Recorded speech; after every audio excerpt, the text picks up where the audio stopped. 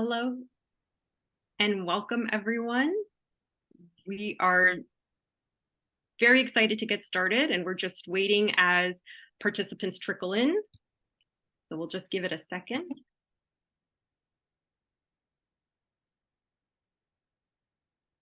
Thank you again for joining. I will get us started today. So as others trickle in, we'll welcome them as well. It's my absolute pleasure to welcome everyone to the third day of our 8th annual Patients Redefining the Future of Healthcare in Canada Summit. My name is Antonella. I'm the Executive Director of the Canadian Psoriasis Network, and it's my privilege to acknowledge that I'm located in Toronto, the traditional territory of many nations, including the Mississaugas of the Credit, the Anishinaabe, the Chippewa, the Haudenosaunee, and the Wendat peoples, and is now home to many diverse First Nations, Inuit, and Métis peoples. I want to go over some brief housekeeping points that, if you were here over the last 2 days, may sound familiar to you. But I just want to invite Leah to share the slides if possible, so that we can make sure that people are able to access all of the functionality they need today. I don't see the slides. I don't know if others do. Yeah, my apologies. I just realized the slides are in the wrong order and I was going to try to fix them, but I don't think I have time to, so we will just continue. Sorry. Certainly, that's okay. Do my best. So just a reminder to everyone that your audio and videos will be kept off throughout the duration of the sessions. The sessions are being recorded in English and French, and those recordings will be posted on our Summit website. So if you miss any of the content from the previous 2 days, please check them out on our website. To access French interpretation, the instructions are also written in French on the screen. Click the world icon at the bottom of the screen, click mute original audio, and then select French. Note that there is one video today on our agenda, and during that video, during the last panel, the French live interpretation will stop, and you're welcome to turn on French captioning during the video portion of the panel. If you have questions, we will be doing moderated Q&A after the keynote and after each panel. Please ensure to throw them into the chat or into the Q&A box. If you have any technical difficulties, which we hope that you don't, please contact Lance Lee via the chat function, and he will help walk you through those. Thanks, Leah. Next slide. So just a reminder to everyone, we hope that you've made it to our first 2 days, November 13th and November 15th. But the remainder of our summit today, we will be looking at opportunities to modernize healthcare to meet the needs of all. And I'll talk a bit more about the agenda today before starting the sessions. And tomorrow is our patient planning session. So if you are a patient, a caregiver, or you represent a patient or caregiver group, please come to the session tomorrow starting at 12 p.m. Eastern Time until 1:30 p.m.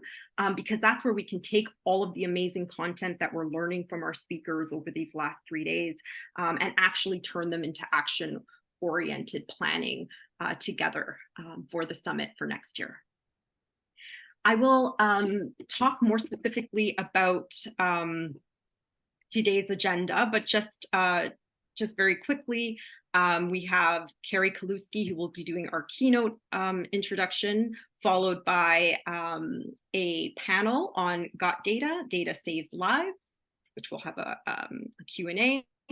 And then we will be spotlighting some specific data practices with an excellent panel, followed by a panel on addressing people's mental health needs. So I'll talk a little bit more about the context of these important topics, but just so that you know, the breakout session will be happening at the end again, like the previous days.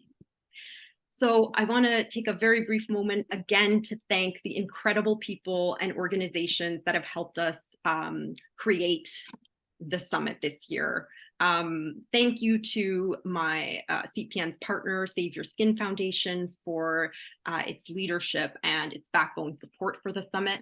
Thank you to the Summit Organizing Committee members, including Sharon Clark, Louise Binder, Leah Stevenson, Chantel Burrows, Kathy Bernard, Taylor Tomko, and Sylvia Lorico, and all the working group members. And thank you to our live interpreters today, Zero and Oksana, and our French translator, Rochelle Facto. Thank you to Lance for his tech support, and to all of our volunteers who are facilitating breakout groups again today. A very special thank you to our sponsors who are up on the screen: Merck, Janssen, Roche, Bristol Myers Squibb, AbbVie, Amgen, Pfizer, AstraZeneca, GSK, and to Innovative Medicines Canada for supporting our working group. Next slide. So just a reminder that we want to spread the word about what we're hearing today. So here are the hashtags that we ask you to use. If anything catches your attention, we encourage you to please share it out. We can actually pop these handles in the chat as well, so that you have them handy for social media posts throughout the day. A very quick reminder that we do have an evaluation coming out at the end of today. So please do fill these out. They really do help us to plan our events for future. And at the end of the full summit, we will of course be sending out an event report to all of our attendees. Thank you very much, Leah, and to everyone for your attention to some of those housekeeping items that we like to address every day. But it's my pleasure now to turn it over to our content for the day. It's been an amazing 2 days of speakers and insights so far, and I'm thrilled to get us started as we have another incredible lineup of speakers on the agenda. If you missed, again, any of the content from days 1 and 2, please do check out the recordings on the website. Please share the recordings widely. We want to get these messages that are so integral out. So please do check those recordings out. As a brief recap and to contextualize our content today, on day 1, we honed in on the structural and social determinants of health and the impact on health outcomes and accessing healthcare that they have. Day 2 highlighted Indigenous health and many of the Indigenous determinants that impact on the health outcomes and access to care of diverse First Nations, Inuit, and Métis communities in Canada, with a focus on cancer care challenges in remote communities. Today's content will focus on what we see as fundamental shifts in our healthcare systems that are required to give people the opportunity to address the challenges that we talked about and to create health systems that meet people where they're at. Specifically, integrating co-design and the concept of nothing about us without us in all aspects of healthcare and social care. The critical role of data and the notion we heard from Dr. McKenzie from 2 summits ago, that if you don't get counted, you don't count. And the themes of mental health and team-based care that weave through much of what we've talked about in days 1 and 2. Our keynote and panelists today will help unpack these fundamental themes and provide insights into how we move them forward to redefine healthcare in a way that responds to meeting people where they're at. Their perspectives, as well as the content that we heard in days 1 and 2, will help to inform the work that we do tomorrow at the patient and caregiver workshop session. I'm very much looking forward to learning today, and it's my absolute pleasure to turn it over to Leah to introduce our keynote speaker. Thank you, Leah. Thank you so much, Antonella. So it's my great pleasure to get us started on today's journey through foundational reforms that are needed to begin to really fundamentally shift how we design, implement, and improve upon healthcare in order to better meet the needs of everyone across Canada. And really, how can we redesign effectively without understanding quite deeply the needs and realities of people who are trying to use the system, and especially those who face poor structural and social determinants of health, who have often experienced harm when interacting with public systems, including healthcare. So I'm very honored to introduce today's keynote speaker, Dr. Carrie Kiyasiw. She's the Dr. Matthias Geisler Research Chair in Patient and Family Centered Care at the Institute for Better Health at Trillium Health Partners, and Associate Professor at the Institute of Health Policy, Management and Evaluation at the University of Toronto. In Carrie's research, she works in partnership with patients, families, and care providers to co-design strategies that aim to improve healthcare experiences. She's launched a new course at the U of T on patient and caregiver engagement and research, and a lot of other efforts where she's put tools out into the world to help us do this work better, such as a 7-part virtual learning series, which we recommend you check out. Today, she's going to speak to us about patients and caregivers as core components of learning health systems. So pleased to pass the mic over to you, Carrie. Thank you so much, Leah, and so wonderful to be at this fantastic conference today. And as I get going, I'm just going to share my screen. So I just need a moment here, but I am, how does that look? Is it in full screen mode? Looking good. Perfect. And so I'm joining you from Mississauga, which is located in Peel region, west of Toronto. And it's also the treaty lands and territories of the Mississaugas of the Credit. And it's been occupied for thousands of years by Indigenous peoples and continues to be important land for Indigenous peoples. And it's really an honor to present from these lands today and to be here as part of the summit. And you know, I've been kind of nerding out here as a researcher, working in partnership with patients, families, and community, really trying to understand how can we move towards system change in a meaningful way and also a sustainable way. So I'm going to dig into some of that content today. And the key focus for today is, and I know for this audience, we get the value of patient and caregiver engagement. So I won't spend a lot of time there, but I'll start by reviewing that piece and then move into some key principles, frameworks, and concepts.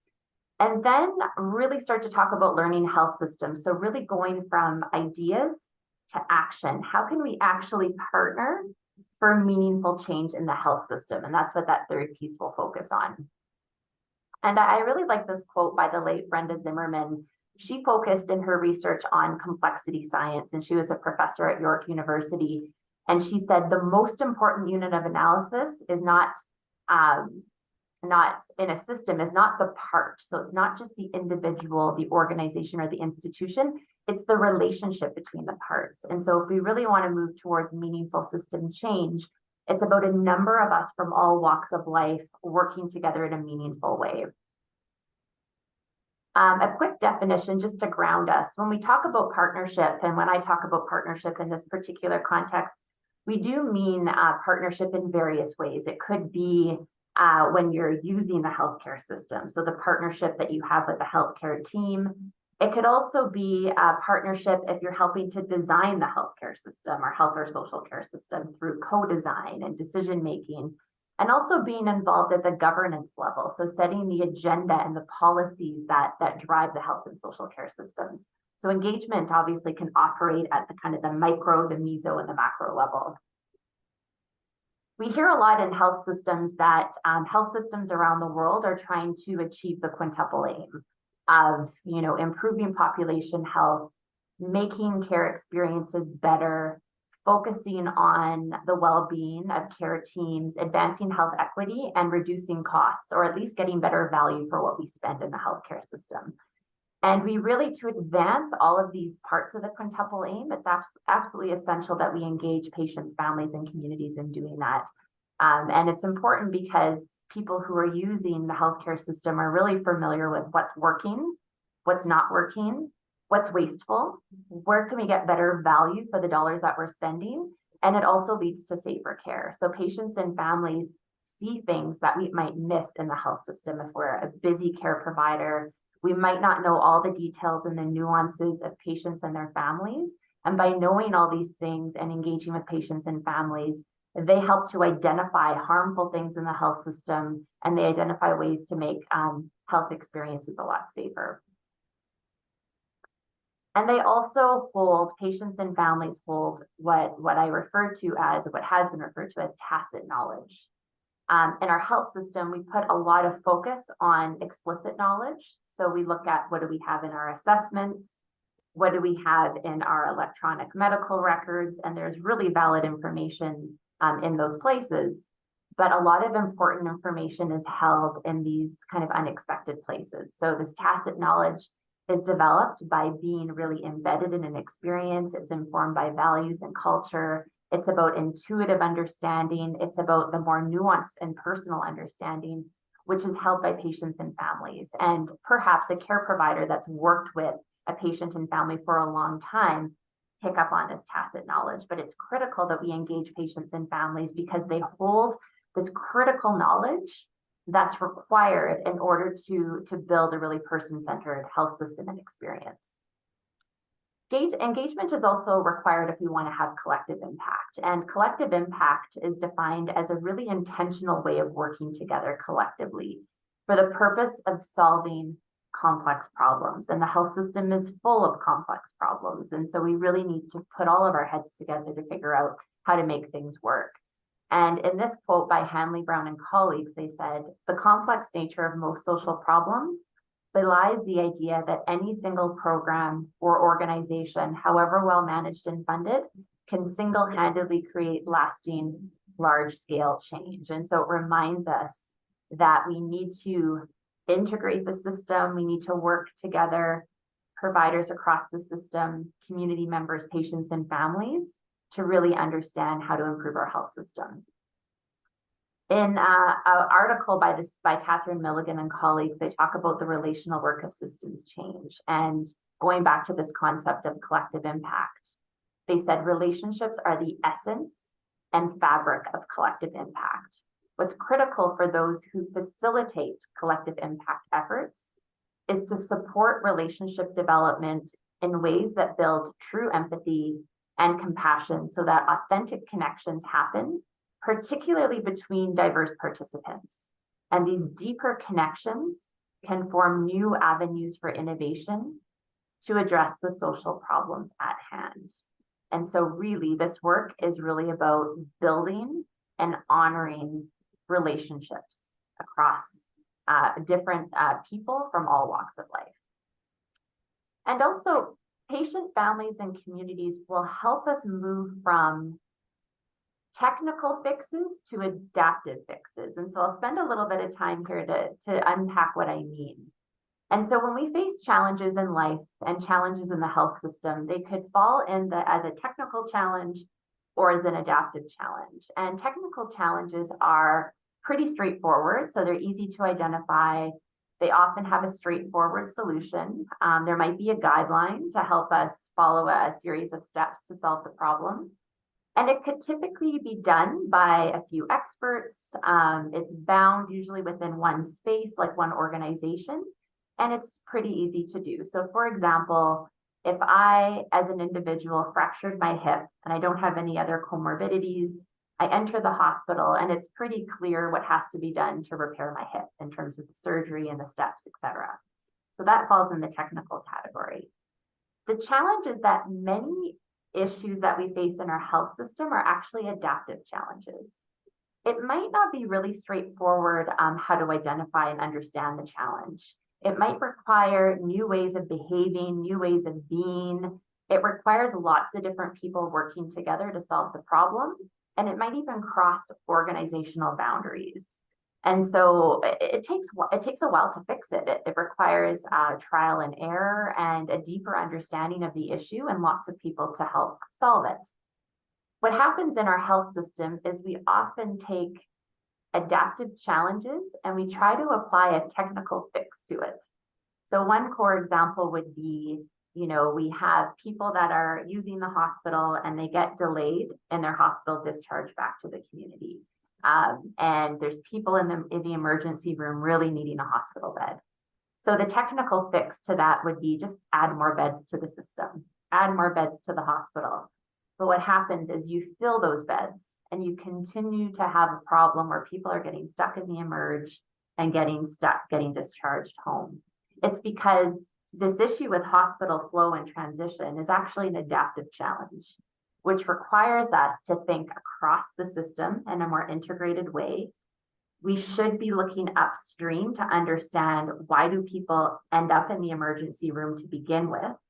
What can we do proactively? How can we support patients and families differently so they end up in the right place of care? So that's one concrete example of many that I could have shared to differentiate technical from adaptive challenges.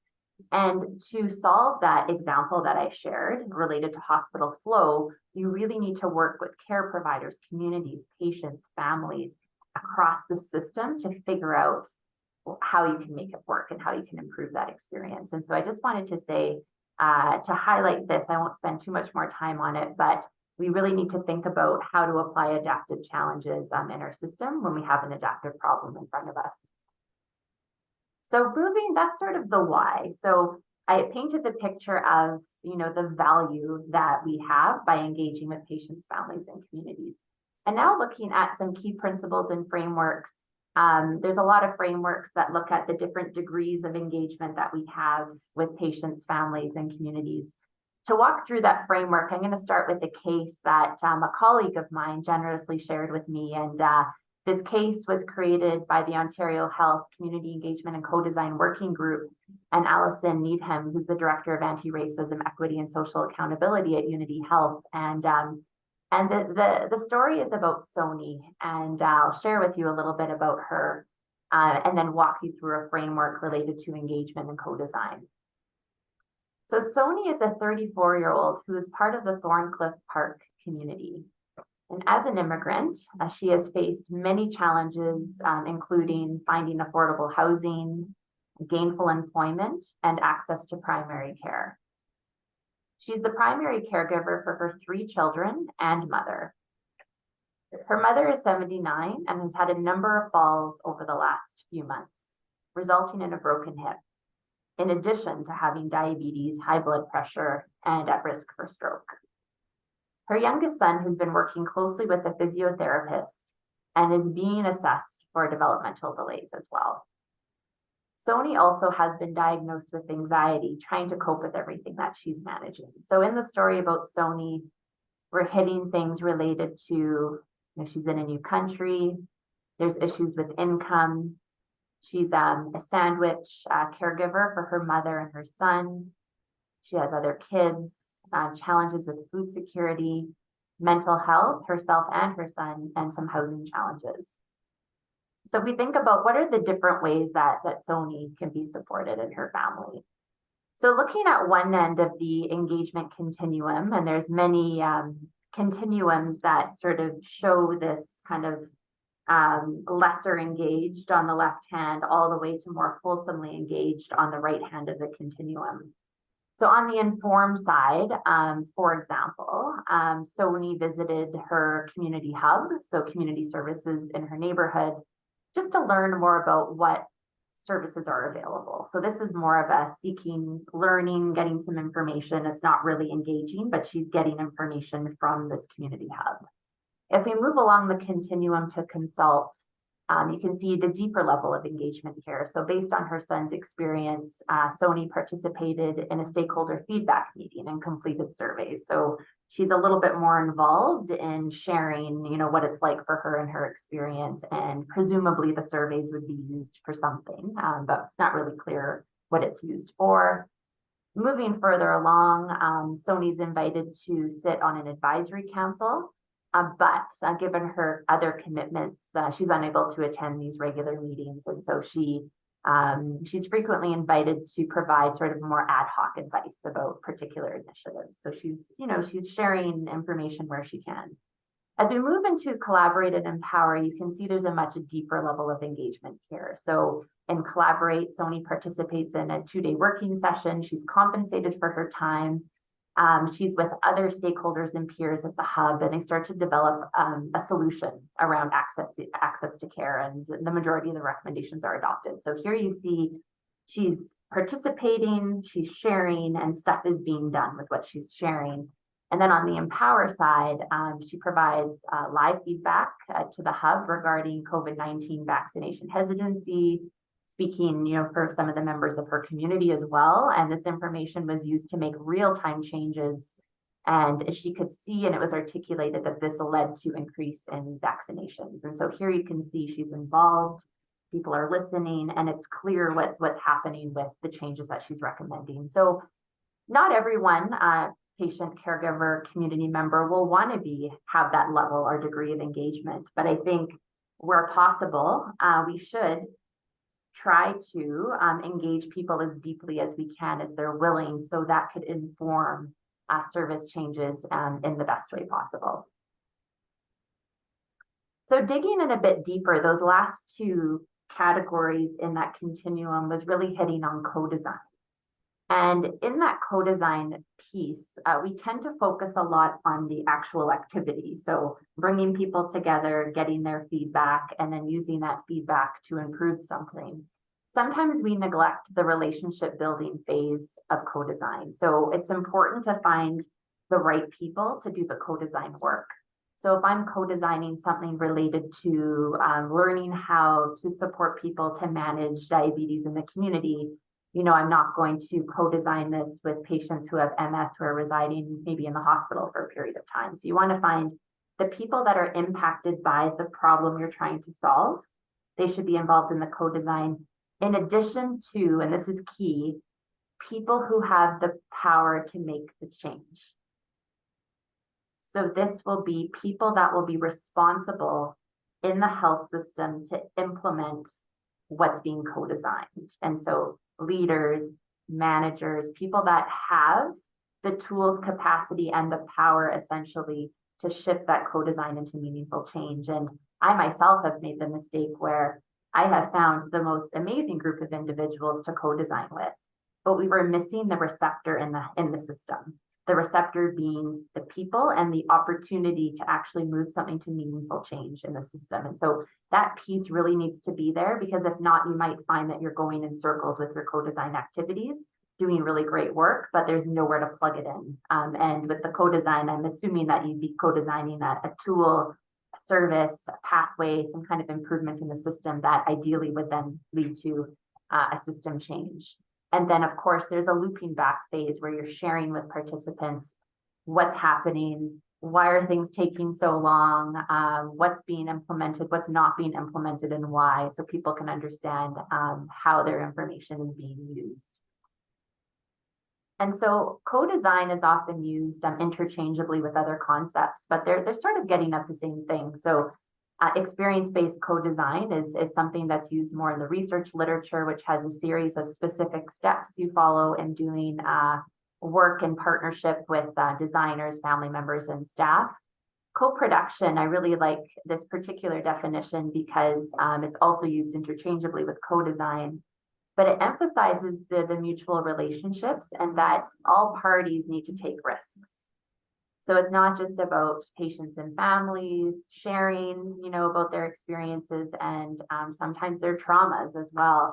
It's about other people at the co-design table, providers, managers, leaders, also sharing some of the struggles that they're having and really trusting in each other. And it takes a while to create those safer spaces where you might want to have patients working together for a while and then providers working together for a while before you bring people together in a space where people feel more comfortable to share amongst each other. And also co-design is really kind of nested within learning theory, where you're training people and you're hoping and supporting people and being reflective, knowing that we're not going to get it right. We need to take a few chances. We need to question our own biases and be aware of some of those biases that we might have, and really be intentional about what we're aiming to do and how we can do it together, and really pausing and reflecting in the process throughout. So it's important in doing this engagement and co-design work that we really be reflective about not being tokenistic, and tokenistic is used a lot in this space. But I really like this reference by Zimmerman. It's a textbook on researching together, and Zimmerman and her colleagues talk about the 3 domains that we should consider when we're trying to not be tokenistic. So we want to pay attention to like who's in the group if we're doing a co-design activity. So what is the diversity of the group? Have we thought about how power will be shared? How we can make people feel comfortable? Have we thought about, you know, how we're going to schedule the time together? So the time for discussion and questions, including in advance of the group that you're holding. Communication and feedback, so understanding each other's roles and rules around communication and sharing. Also the intent, so collaboratively determining the goals and opportunities of the group. and really determining what's in and out of scope. I think that's important so people kind of know what they're signing up for and know kind of what's in and maybe what's beyond the boundaries of what you're able to do together. And also the relationship building piece, so the engaging with each other's perspectives and building a relationship before the project and sustaining it beyond if possible. So the degree to which you're doing any of these things will kind of determine what part of the continuum you're on, whether you're being more engaged or more tokenistic in your work. An important self-reflection exercise, which comes from Sandra Mull from McMaster University and her colleagues, and they have a really great paper called "Are You Really Doing Co-Design? Critical Reflections When Working with Vulnerable Populations?" And they have 4 domains of questions that you can ask yourself. And it's really being reflexive in this first one and thinking about, how does my position impact others? How do I make others feel? So are you picking up on body language? Are you picking up on, are people talking? Are they quiet? How do you think you're making individuals feel when you're in a space with them? Ask yourself, am I creating a safe space? Why or why not? And also, importantly, if you're working within an organization, is the organization supportive of the work that you're doing? Does leadership believe in engagement and co-design? Are they willing to plug in some of the recommendations that you're doing in your co-design work? So these are important things to do individually as well as within your context before moving into co-design and engagement work. The Engagement Capable Environments Framework that was developed by Ross Baker, Jean-Louis Denis, and other folks at Healthcare Excellence Canada is a really useful way to think about engagement within a context. And I won't spend a lot of time here, but I want to emphasize the role for leadership when doing engagement and co-design, the role for patient, family, community partners, as well as the role for staff. And what's included here is a number of reflection questions. So if you're working within an organization, do you see that patient, family, community partners are part of different committees within the organization? Is it just mentioned in the strategic plan, but you don't see evidence in the organization? Is a good signal. Do you see patient partners being directly linked to the senior leadership team in meaningful ways?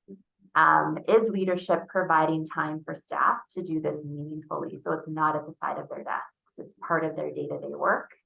And also with patient partners, are opportunities provided for them to get meaningfully involved? Are peer patient partners connected to each other? Do we understand what some of those barriers are to being involved? And do we understand what would make engagement valuable for them? So those are some examples of thinking about engagement and co-design within a context and some of the questions we can ask ourselves as we're doing this work. And I don't know if anyone else is a big fan of Helen Bevan. So she posts a lot on Twitter. She's a change agent leader and has a lot of really great insights about how we can work better in teams. And she posted this recently on her Twitter page, and she said, you know, this is how an expert thinks on the left-hand side. And then she said, this is how an explorer thinks. And it really resonated with me in particular, because I thought when we're doing engagement and co-design work, we really want to think like an explorer, all of us, whether we're a researcher, a patient partner, a caregiver partner, a community member, an organizational leader, leading a home care organization, a care provider, what have you.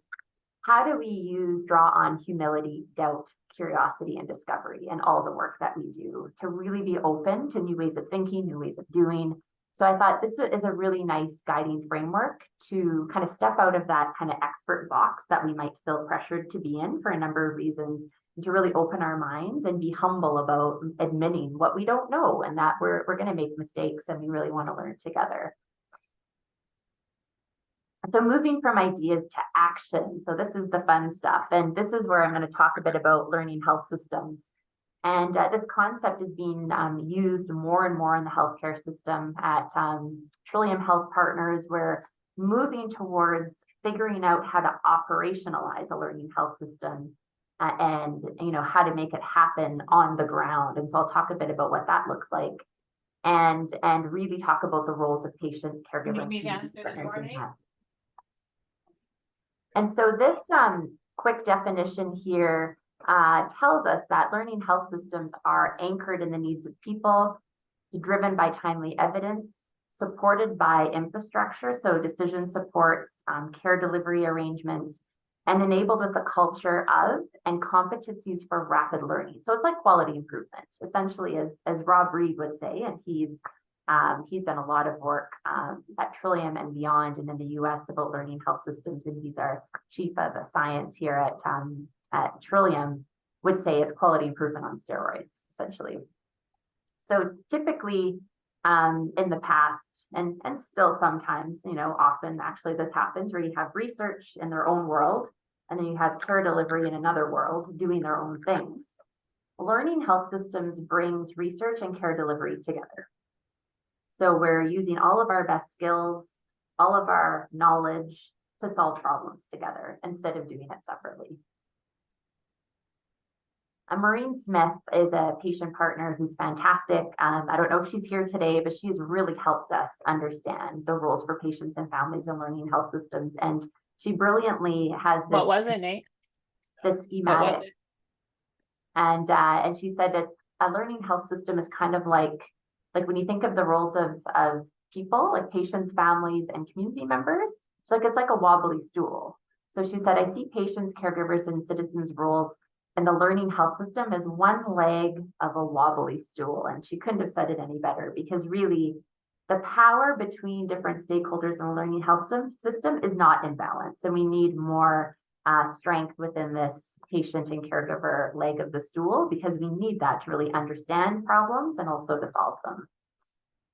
So the classic learning health system model is this simple kind of circle where it depicts that you have information, you analyze it, you interpret it, and then you get feedback, and then you put it towards a change.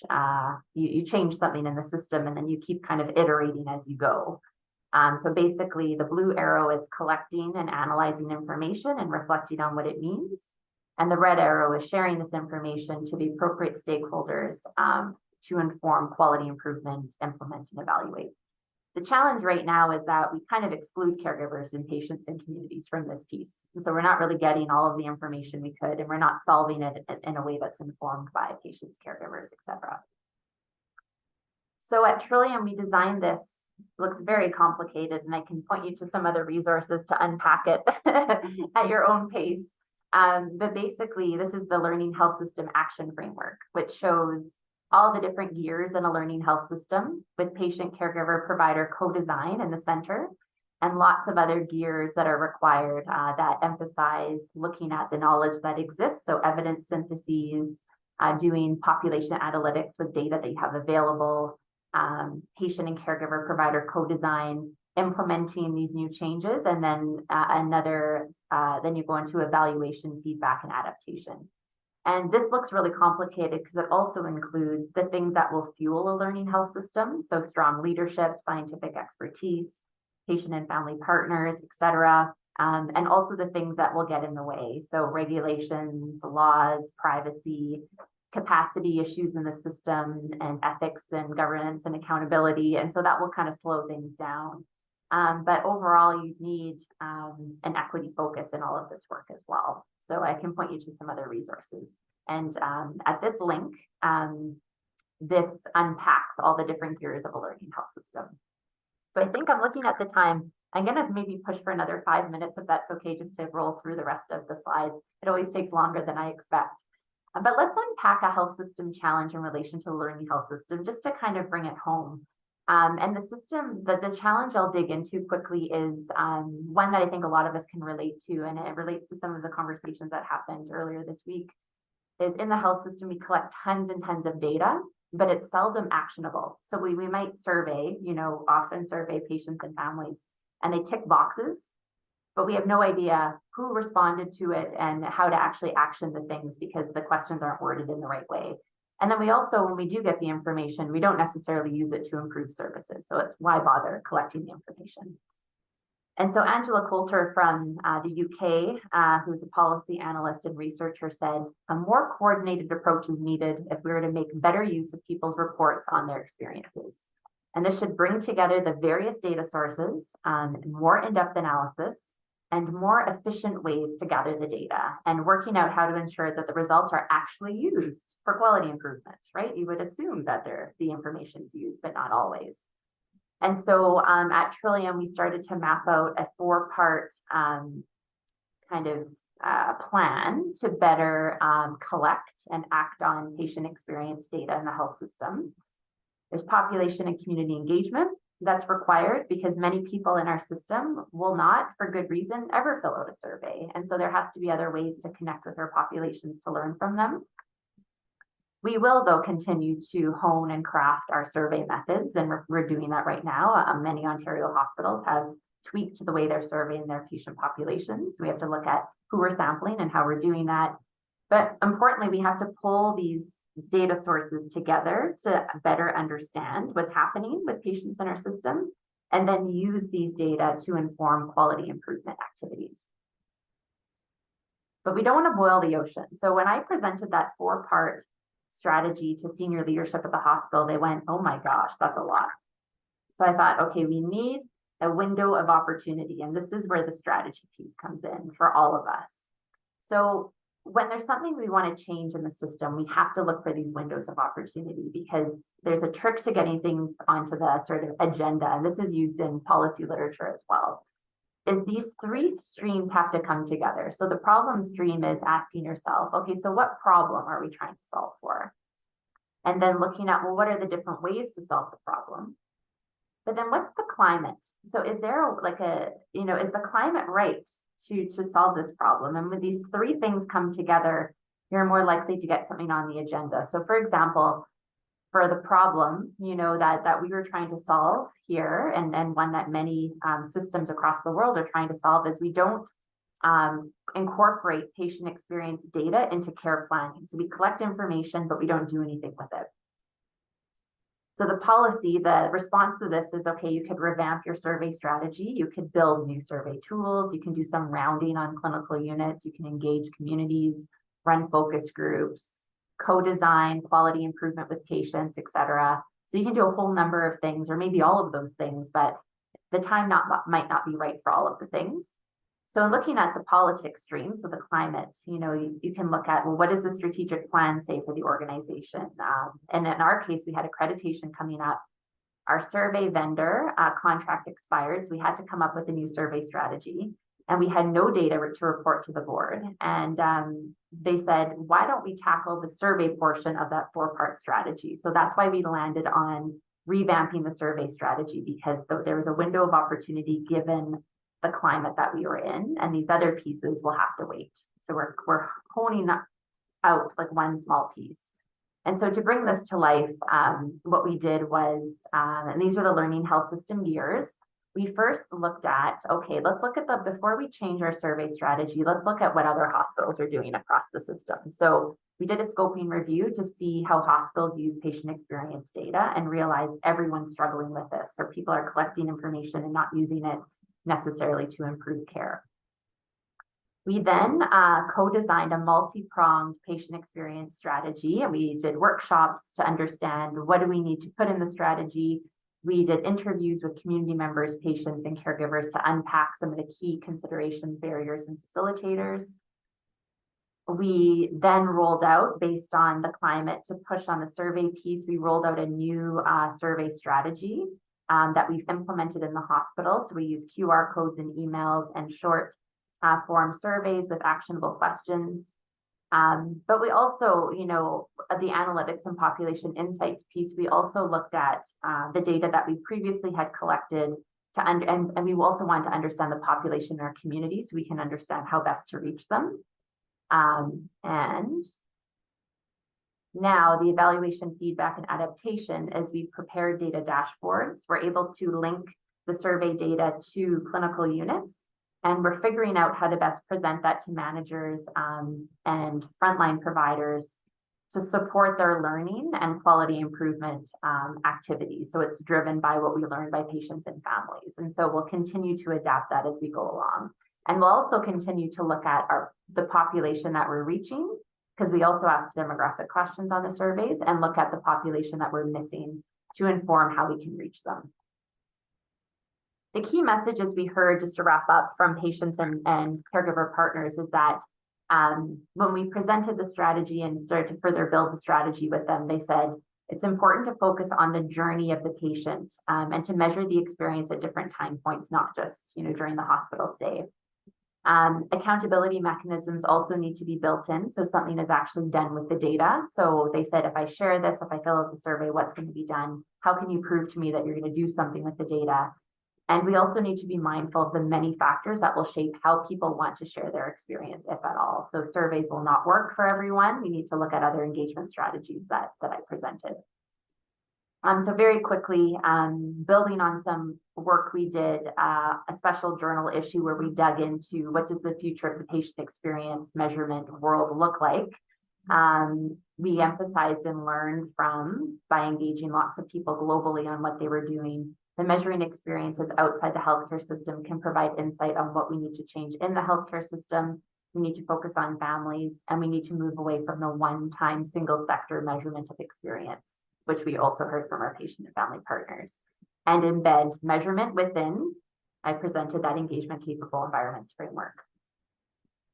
Also, experience and engagement go hand in hand. So being very mindful of who is being engaged.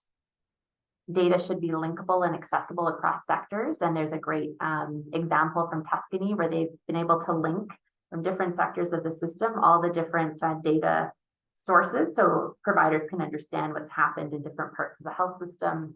And it's important to go both broad and deep. So get those population level snapshot insights, but also go deep through qualitative work and understanding people's experiences. And of course, attention to care providers.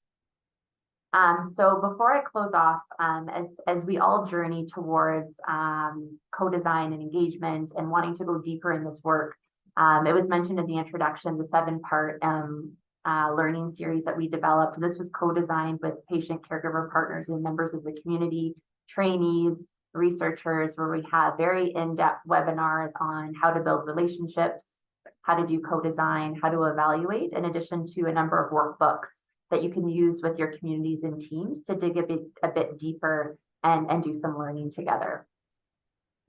And here is just a quick example of the 7 topics. I won't spend much time here because I'm way over time. And to conclude, how do we move forward? There's lots of information that I went through, but we want to situate engagement and co-design within learning health systems. So it's not just about patient caregivers and communities working together, but working with providers and leaders and finding receptors in the system for the work that we're doing to move things towards meaningful change. And don't try to boil the ocean, be strategic in terms of what priorities are selected. And so that framework is helpful to kind of set the agenda on where to start and then where you can go from there. So windows of opportunity, and then strengthening relationships across your partners and not doing it alone. So we're not 1,000 flowers blooming. We're coming together and really in lockstep to move this forward. There's my email, and I will stop sharing now. Thank you very much. And sorry, I went well over time, which is a bit of a habit. It's a lot of really relevant and incredible information that you're sharing. Thank you so much, Carrie. And it always warms the cockles of my heart when people are talking about complexity theory and adaptive versus technical, et cetera. So thank you. You grounded it in very practical and real examples, so it wasn't overly conceptual. There are a few questions that I see here, and actually 3 of them seem like they're interrelated. So I'm going to put them together, and then I'd love to hear your thoughts. So, and one of them, the first one comes from me, and maybe it's a bit wordy. But there's 2 others that are a little more succinct and are kind of coming at it from a slightly different angle. But thank you. It was incredible. What are opportunities to make co-design, including people with poor structural and social determinants of health, and as you said, those decision makers willing to implement what's been learned, a more common and systematic practice rather than an occasional one that kind of happens because you've got individuals like yourself and your colleagues saying, look, this is important. We need to do it as part of our project or as part of our institution. As you mentioned, healthcare can be very technically oriented, very expertly oriented. Tokenism is a pretty common practice when it comes to engaging people. So ultimately, how can we help co-design become more deeply embedded as a common practice across our healthcare systems? And then give me a moment, because these are kind of related, so you might want to take it all at once. Is there a role that government policymakers could be playing to support embedding co-design across the healthcare system that you think would work? If so, is there one thing that you think we should be asking them to do? And last but not least, on the related questions, thank you for this excellent presentation. You talked about having people in positions to do something about the problem as an integral part of co-design. You also talked about adaptive challenges and how discomfort with change can be a challenge. Do you have suggestions for how to engage decision makers to be part of and champions of change processes? So related questions, ultimately, I think. Yeah, no, thank you. I think those are really, really great questions, and they're tricky questions because we do have a very complex system, and we don't necessarily have all those enabling ingredients that allow us to do engagement and co-design.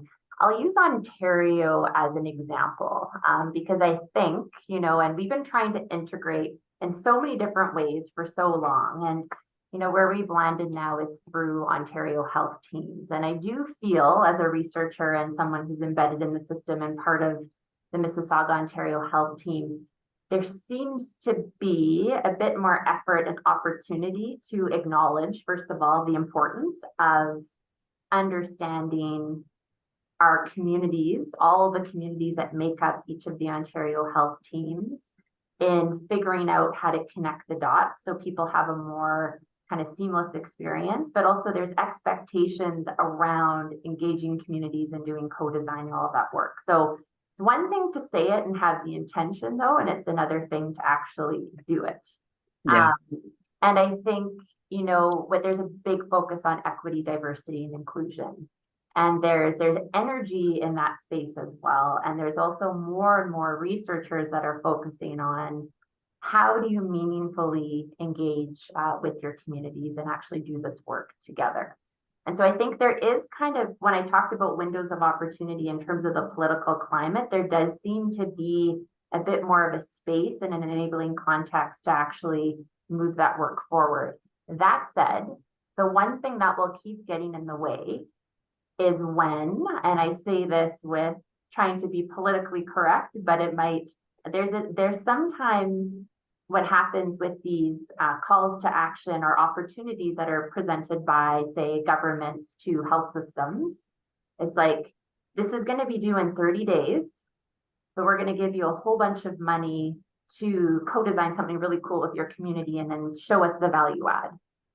And that will continue to actually create a barrier, because that forces people to scramble, find one or two partners and try to show value very quickly. So we need to play the long game in this one. We need to be, and this is where I think our government folks could be really helpful. If they're thinking in a longer cycle, even in a political cycle, we can kind of go multi-years, to understand that the first bit is going to be about building relationships with your community for a while, because you have to go slow to go fast. And then it's about, okay, now that you've built relationships, what can you meaningfully tackle? What are some of the priority areas in your communities that you can tackle together and demonstrate that you're going to be engaging people that are impacted by the problem that can do something about the problem? So there's another anchor. But there's been that whole kind of window where people can build relationships.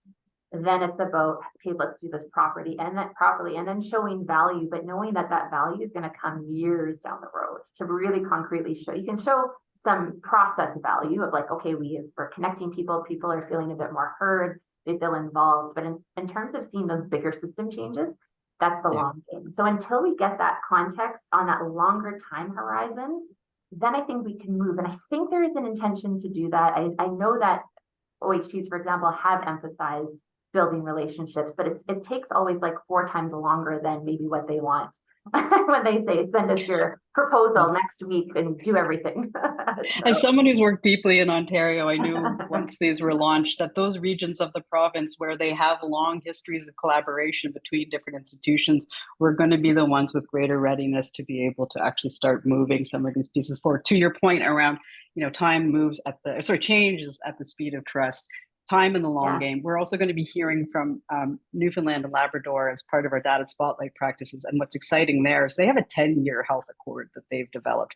They are at least taking a 10-year approach and holding themselves accountable provincially for 10 years instead of getting stuck in, we have health links in Ontario and then Ontario health teams, and how long will Ontario health teams last hopefully the relationships and the work that gets started in them, even if they change with another electoral cycle, can continue to move really important pieces forward. So if listening to you, I think it's like, look for those windows of opportunity within your system, within your jurisdiction.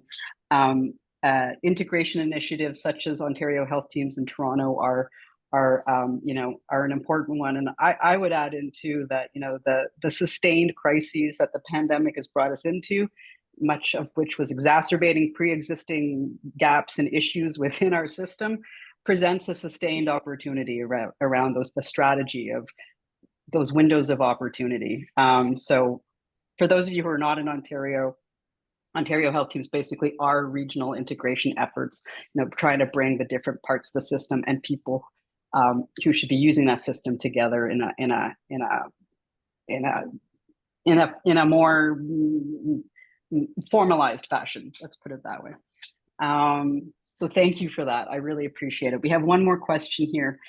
Is there a way that the research could be more visible so that patients and caregivers can see what the data is being used to that point around? And I think also being used in a way that is safe and not causing harm. So where we have, particularly, we've heard a lot, in the last 2 days, people and communities, and that ripple effect, when you're harming one individual, that ripples out across the community. It's not just that one individual. People who have trust issues. And so, and then when you're giving data, you choose to do it, and then you don't know what happened with it, and you can't see the change. It just continues to compound that. And so, it makes the whole data piece and our ability to stratify and et cetera, and understand what's going on with different communities that much harder. So just any thoughts around that whole piece around how do you do the loop back and let people know what's happening? Yeah, and I think this is where, I think of traditional research and I think of more collaborative research. So traditional would be, I'm going to come into your community, I'm going to do a whole bunch of interviews, I'm going to, yay, get my journal publication. Awesome, I can put that on my CV. I'm so proud as a researcher. And then say, oh, here's the paper. And that's not an effective way to honor people's experience. It's not an effective way to make real system change. And so it's important for that, ideally, when you're identifying the topic we're going to focus on, that topic is identified with the community and the individuals, community defined broadly, so that the topic and the scope of what you're doing involves people that will be involved, or that represents sort of that, say, lived experience. That's a kind of study you're doing. And then learning, how do people want to be involved in that process? And importantly, what is the best and most ethical way for that community to share the information? What do they want to learn? What do they get back? What do they get out of it, aside from here's a briefing note or here's a summary? Like, how can you make that meaningful for the community? So, and also present it in a way that's going to support them instead of add more trauma to that community. So it's really important to figure out all those stages together and have those conversations really early, instead of, an afterthought, and you've disseminated something and it's not, it's causing harm for a number of reasons. Thank you. That was really thoughtful. And again, it's just taking us back to, you need the time to do this work well. You need the time to do this work well. And when you take the time to build those relationships, that serves you for life. There's a study that I'm working on where we kind of sat back a little bit. We thought, okay, we're moving too quickly. Why are we struggling with recruitment? Is because we didn't take the time to go to different organizations in our community, to talk to them, and then get that invitation where they said, hey, come in, we're all going to be meeting next week. Why don't you just come and say hello? And we spent the entire summer just doing those engagements and talking. And now I thought, we have these communities for multiple projects potentially that we can work on together. And by taking a step back and building that time and learning together, it really paid off. But I always have oh, I have my deadline, I want to be done by this time, and you have to sort of let that go sometimes where possible. And so do properly. I appreciate that. We need to wrap. We do have people on here today and who will be listening to this recorded, who are funders themselves. Just a shout out to all of you. Thank you for your support, but also it takes time. it takes time to do this work well, and many phases, you know, a relationship building phase, et cetera. So when you're thinking about those funding opportunities, you know, realize, and in collective impact, some of the call outs to people who are funders is that this work takes time, that you have to moderate your expectations about what types of outcomes you're going to get along the continuum as you go. You'll start out with improvements in process and relationship, et cetera, and you'll move towards those bigger outcomes over time if you're doing it well. So to all the funders in the room or listening online, please do think about how you structure funding. Think about multi-year funding. Think about, you know, funding that is supporting relationship building and is, you know, is beyond a project, but is actually trying to work on larger systemic changes, not just programmatic ones. So I'm just going to put that out there.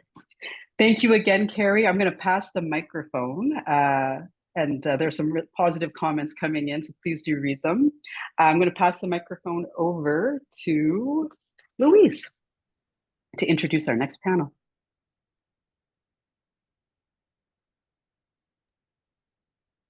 Welcome to all of you. And as you can probably hear, my voice decided to be uncooperative, so bear with me. First, I'd like to acknowledge that in Aurora, where I am, we're on the traditional and treaty territory of the Chippewas of Georgina Island, who are Anishinaabe peoples and one of the First Nations reserves in Ontario. I am grateful to them for sharing this land with us. As we've heard, this day is about solutions to move forward and change the healthcare system. One of the solutions is data. It is a word that's thrown around quite a lot by many people who don't know what it means, nor why and how it helps us. This is definitely not the case with our next two presenters. Anne Forsyth works for the Canadian Institute for Health Information, CIHI, Federal Crown Corporation. It has been given a clear mandate, funding, and other resources to modernize health information flows and create a connected health system across Canada. CIHI works in partnership with Canada Infoway, whose vision is healthier Canadians through innovative digital health systems to achieve these goals.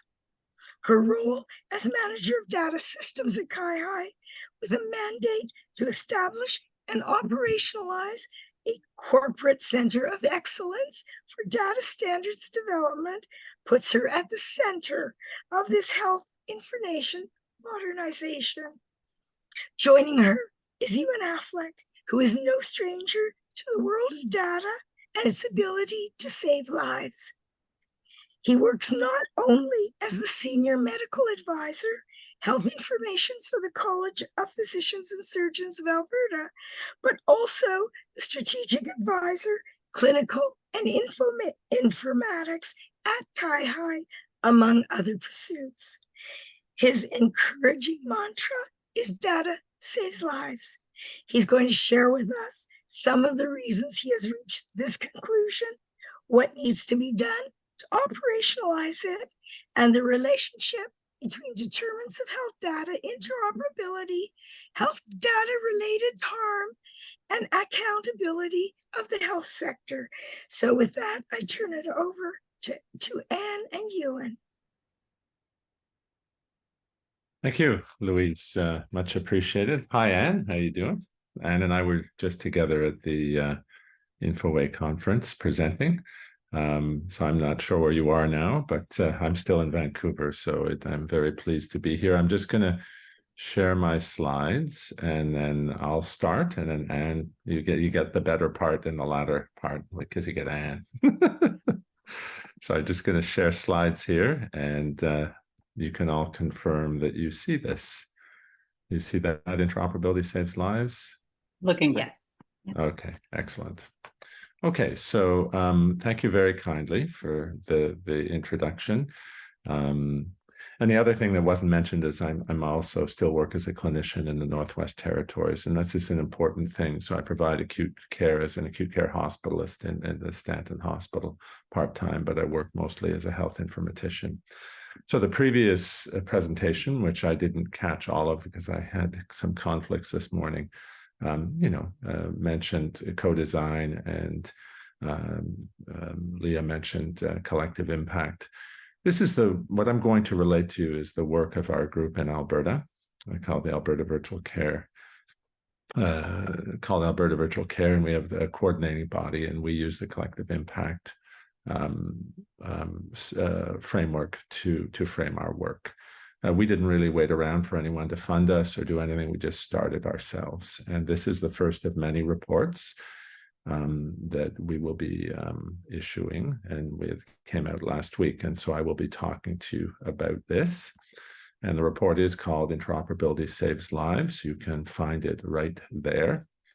And if you see the QR code, and basically I'm going to explain to you basically how data and how we set a framework for interoperability, and really how in Canada and in certainly Alberta and Canada as a whole, we really have no choice but to frankly legislate and adopt interoperability, because without doing so, we are damaging each other. So that is our conclusion. And this complements the work Anne at CIHI and our colleagues at InfoA are doing as well. And so they were actually participants in this working group. So I'm going to tell you a story, sort of relate our work around a story, which is usually a valuable way to do it because it resonates more with people. I'm sure all of you know who this individual is, Greg Price. I was talking to Terry this morning. I work very closely with Terry, and Terry and I were presenting with Anne and others at the InfoWay conference based on our work. Terry is the co-chair of the Alberta Virtual Care Coordinating Body. David Price is there, as well as many others, but too many to mention right now. So as you are aware, in 2013, a year or so after his death, there was a report from the Health Quality Council of Alberta that related, that evaluated Greg's, what led to Greg's demise. He is the only Canadian, to my knowledge, whose death is ascribed, at least in part, to the mismanagement of health information or health data, although I would suggest this is happening all the time. So let's look at this. This is what I call a health information exchange map. And I'm going to use this and Greg's story to explain how the framework we built for health data, and why we think this is an essential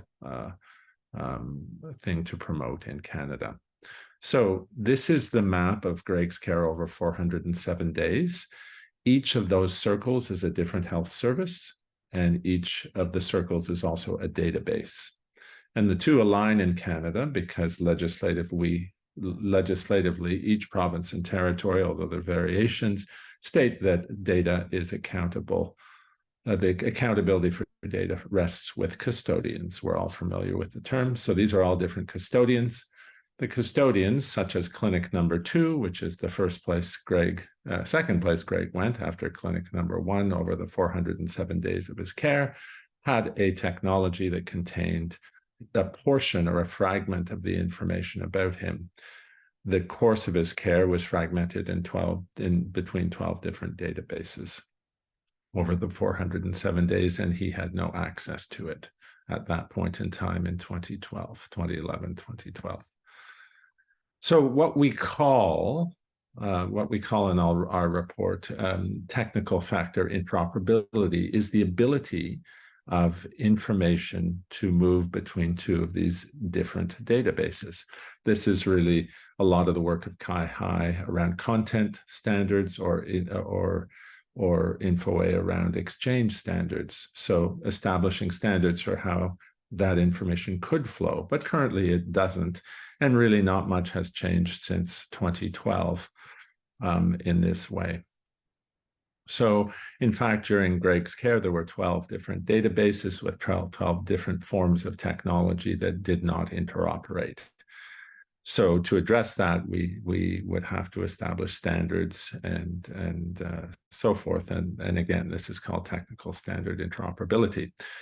So the question that we asked in our work is, what is the harm arising from this fragmentation of data? We are well aware there was harm arising to this individual, to Greg Price. You know, he paid the ultimate price and lost his life. But are there other forms of harm, and what can we learn from this instance? And by the way, I use this technique to map other places more recently, and really this is sort of the norm in Canada currently. So let's look at forms of harm, and we propose a framework for, as Louise mentioned, health data related harm. This is novel to our knowledge in the world. I'm working with Eric Sutherland at the OECD and other partners around this work. We frame harm around 3 tiers: individual harm, population harm, and system harm.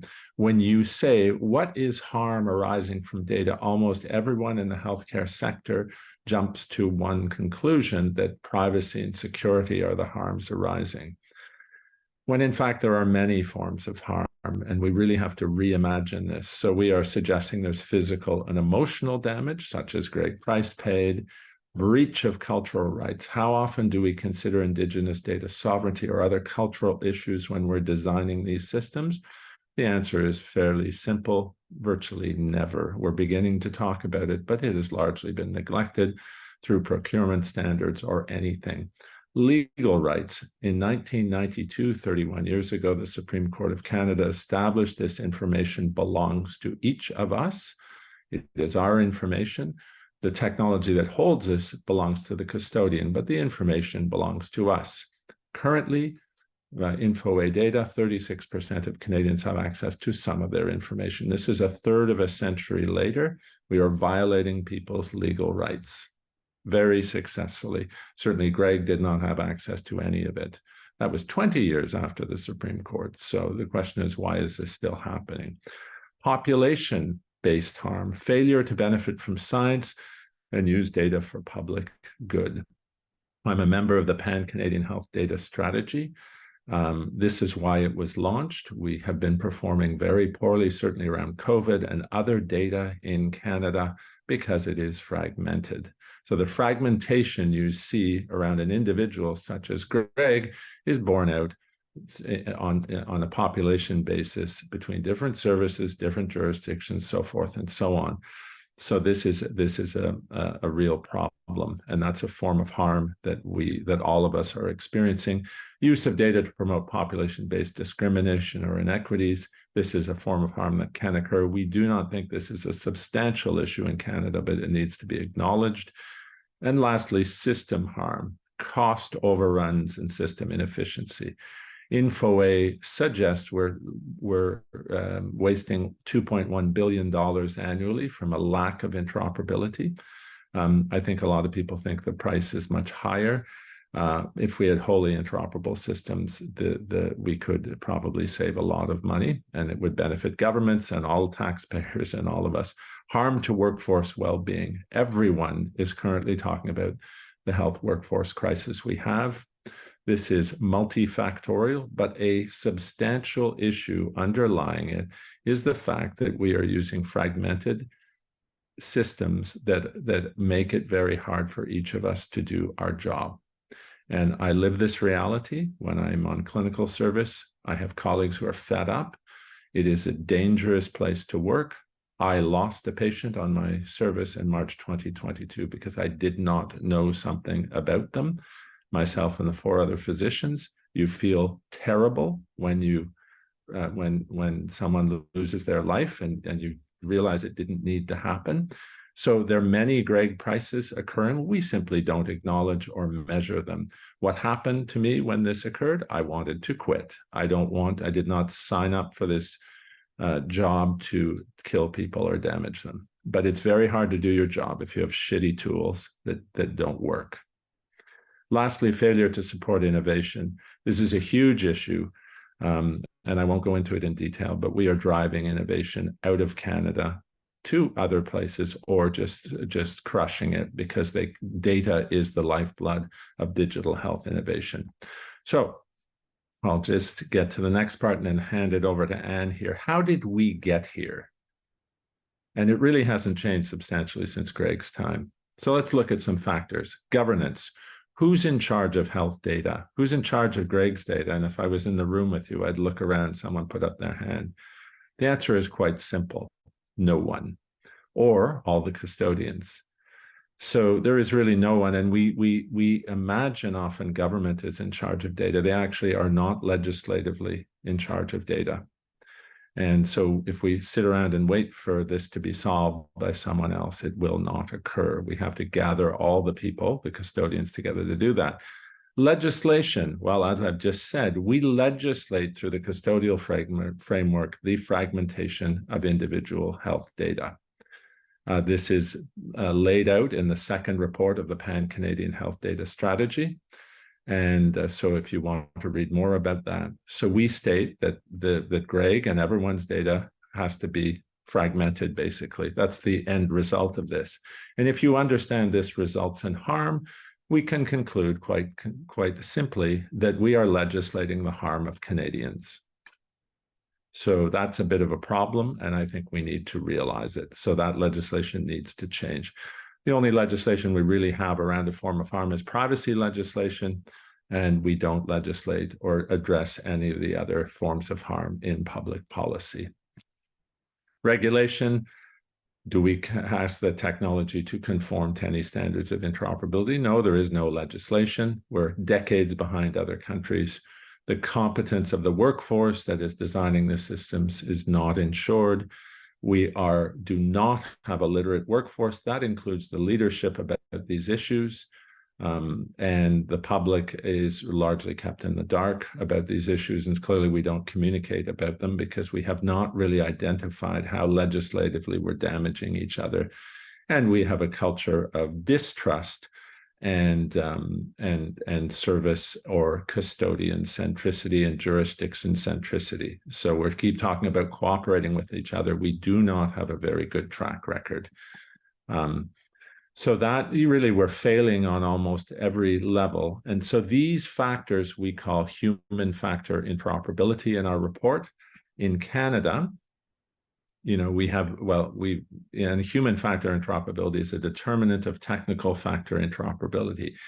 In Canada, we have spent around 30 years trying to solve our issues by procuring technologies, when in fact the issue is how we relate to each other around data as manifest by legislation, policy, governance, and regulation. And so we've largely ignored that. So this is what we call the determinants of health data interoperability, which are human and technical factors. And her and our colleagues at InfoWay have been working on the technical factors. These standards exist, they function, they are tested internationally. We can deploy them. This is not a problem. The problem is that we can't agree to do so. The problem is governance, legislation, policy, communication, culture, literacy, and regulation. And so in a nutshell, and I won't go through it all, this is our ultimate accountability. We have determinants of health data interoperability on the left. We have an accountability to the health and well-being of Canadians through the delivery of quality health programs and services. And we have to design our use of health data to maximize quality and minimize harm. And really, we haven't done this. We have basically ignored almost all forms of harm other than security and privacy, and we've largely ignored human factor interoperability. And that has led us to where we are today. So this is the framework. I encourage you to read our report, to disseminate it. We are a collective group of passionate Canadians who believe this can be done much better. And we are working independent of electoral cycles, independent of capital funding cycles, independent of strategic cycles. We are working on a principle basis with a common agenda as defined by the collective impact model. So I'll turn it over to my esteemed colleague, and I will stop sharing, Anne, and you can take control. Thank you kindly. Thank you. Give me a second to bring up my slides. Okay, so Ewan did an excellent job of setting the stage, and so what I'll be focusing on today is what we're doing about this problem. So as you mentioned, there is a collaborative approach that's being taken to solve interoperability in Canada, and that is with the partnership between two pan-Canadian organizations, Canada Health Infoway and CIHI. And I'll describe to you kind of the two pieces of the puzzle that both of our organizations bring. So earlier this year, a shared pan-Canadian interoperability roadmap was published and endorsed by most of the provinces and territories across the country. This is available online. If you are interested in looking it up, you can easily find it. And this demonstrates a commitment to solving this problem across the country and focusing effort and resources on this over the coming months. Okay, so the two sides of the coin, what CIHI does and what Infoway does, and why both are so necessary if we're actually going to meaningfully achieve interoperability in Canada. So CIHI's expertise has always been around data, setting data standards, defining the discrete data points that need to be collected. And Infoway's expertise is around the exchange of those discrete data points. So CIHI is currently working on defining that underlying data content and structure on a pan-Canadian basis that needs to be exchanged. We're taking a person-centric approach to doing this. And then Infoway will build the technical exchange standards that will move the discrete data points. And as you had mentioned, many countries across the world are tackling this same problem. The kind of novel approach that Canada is taking is that we're taking the time to define that health data content foundation. Many countries just went straight to the data exchange piece. And what you end up with there is just more burden, more harm, because you're moving around pieces of data that not everybody understands. And when you're not speaking the same language, you then kind of create more risk around the data that you're viewing. So establishing that data content foundation is a critical piece and a lesson that we've learned from other countries that have already gone down the interoperability path ahead of us. So CIHI's focus traditionally has been setting data standards for health system planning. We have a very solid methodology to do this. We've done it for years, but there is a bit of a vacuum across the country in looking at what data standards are needed, what data points are needed for clinicians to be able to do their jobs, for health delivery organizations to be able to assess and manage their initiatives, allocate resources, and then to enable population and public health as well. So what we're doing at CIHI now, which is different from what we've done in the past, is we're stepping in to this role of defining data content standards across the broad information needs within healthcare. So the standards that we're defining will serve all of the purposes that you see on the screen here.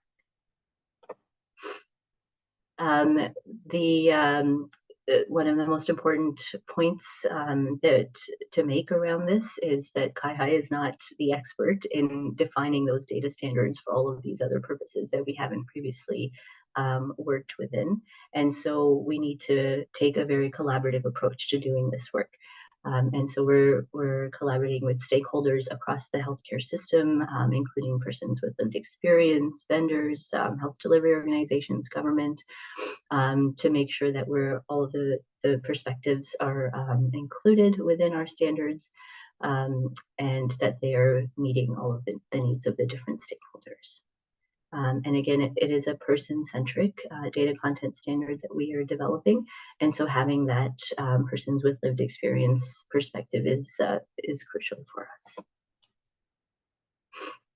us. So ultimately, by doing this work, this upfront work of defining that data content so that we all agree on the discrete data points that need to be shared and we all understand what those mean, and we're all speaking the same language, this is what's really going to enable the quintuple aim. So all of the many things that you see on this slide will be able to have good data, not just to be able to exchange it so that everyone, a patient's care team has access to it, but for so many other purposes as well, including policy making, research, et cetera, et cetera. And that is the end of my slides. I think we have some time for questions. Thank you so much, Anne and Ewan. It's my pleasure to get us started on the moderated Q&A because we're preserving Louise's voice. So thank you for the powerful presentation, Ewan, for sharing experiences that Greg Price had as a real life example and of your professional experiences that led you to this work. And thank you, Anne, for getting us building our foundational knowledge about where things stand in terms of a collaborative approach to achieving interoperability in Canada. So we do have some questions for you. And I also invite my colleague Leah to jump in anytime because she does work closely with our data working group. So I'm sure she has a lot of questions for you both. But the first question we had here, I think we can start here for Ewan, and then Anne, you could provide any insights as well, is what do you think would encourage governments to enact the legislation that we need? You know, this is a very good question. Our approach is really that we just need to raise awareness about this. Respectfully, I don't think most governments, and there maybe are some exceptions, and it's changing. I got to say, things are. I'm feeling, although I'm pretty intense about this stuff, and I always apologize. Sort of like good cop, bad cop here. And by the way, if you didn't notice, I'm the bad cop, and Anne's the good cop. But I'm more optimistic now than I have been, and I've been playing in this space for 30 years. And I'm more optimistic now than I ever have been. And that's because of a few things. I think many governments are beginning to recognize what is happening. But I just want to preface this statement by saying it's not all about governments. Like we have this knee-jerk reaction in Canada to say, well, when's the government going to fix this? We need to fix this collectively. And one of the important messages in what I'm presenting is when I ask who's in charge of data, the answer is no one. And that includes government. Short of legislative change or ministerial directives, each province and territory are not in charge of the data. They don't have oversight over it currently in the current legislative construct. And then within the bounds of Canada, the Federation, there is confusion about the role of the federal government and the provincial and territorial governments around this that is being played out continuously. So we as a collective in Canada, patients, the public, Indigenous groups, all of us, and then of course, when we talk about government, we forget about the nation-to-nation relationships here because there's more than 13 or 14 governments. There's other governments. So we need to get together and begin solving for this. So that's a sort of, sorry, that didn't quite answer your question. In terms of convincing people, I think first we have to clearly identify what's wrong with the patient. And that's what we are trying to do, right? It's hard if people don't understand, and I don't think people have understood that the custodial framework is actually damaging all of us. And so this is an important, and the lack of health data interoperability legislation is harming us. And so without that literacy or understanding, it's hard to convince people to change something that they don't think is a problem. So that's the first step. But I think it's a bit of so we just need to socialize these concepts. For those of us who've drunk the Kool-Aid, I put a question in there, and I'm just going to bring it right up, which is, there are a number of different patient groups and people who are here today that, are completely on board, absolutely agree. We need to collaborate. We need to work across sectors. We don't need to wait for government and policymakers. If they can come on board, amazing. Do you have any, and some of us really want to concretely contribute, any recommendations, ideas about what are opportunities for patient groups to best support this movement towards more nationwide collaborative steps towards interoperable health data?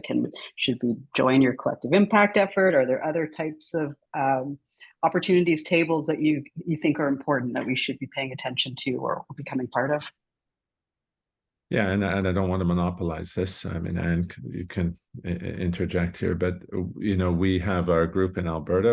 I just this morning had a meeting with the group that is starting in BC. They're about 3 or 4 months into establishing themselves. The Yukon wants to do this as well. There is a group in Nova Scotia interested based on our work, and there's a group in and potentially in Ontario. And there, I was speaking to people in Saskatchewan yesterday. So the question is, can we begin taking ownership of this mandate and socializing it and creating a movement? So yes, there is, and Kai and InfoA are working with us now, and many other entities. Too many to answer to list at this point in time.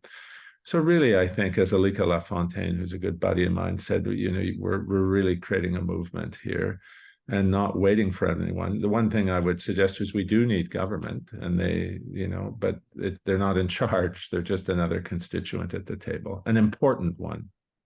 And we treat everyone respectfully, evidentially, and with kindness, and we help make Canada a better place. Thanks, you. I'll just jump in on the data standards side. I think there was a question about that as well, in terms of being able to review and contribute. So over the next few months, we're going to be doing a lot of engagement, including with patient partners, to have that review on the data standards that we're building out. So keep an eye out. We'll be putting out a call. We'll have targeted groups that we'll be setting up, but also an open public review. And we are going to be doing this in a way that's consumable and understandable for the average person. This isn't going to be technical jargon that you're faced with, because it's important to us to make sure that we're again developing that person-centric standard in a way that's meaningful to Canadians.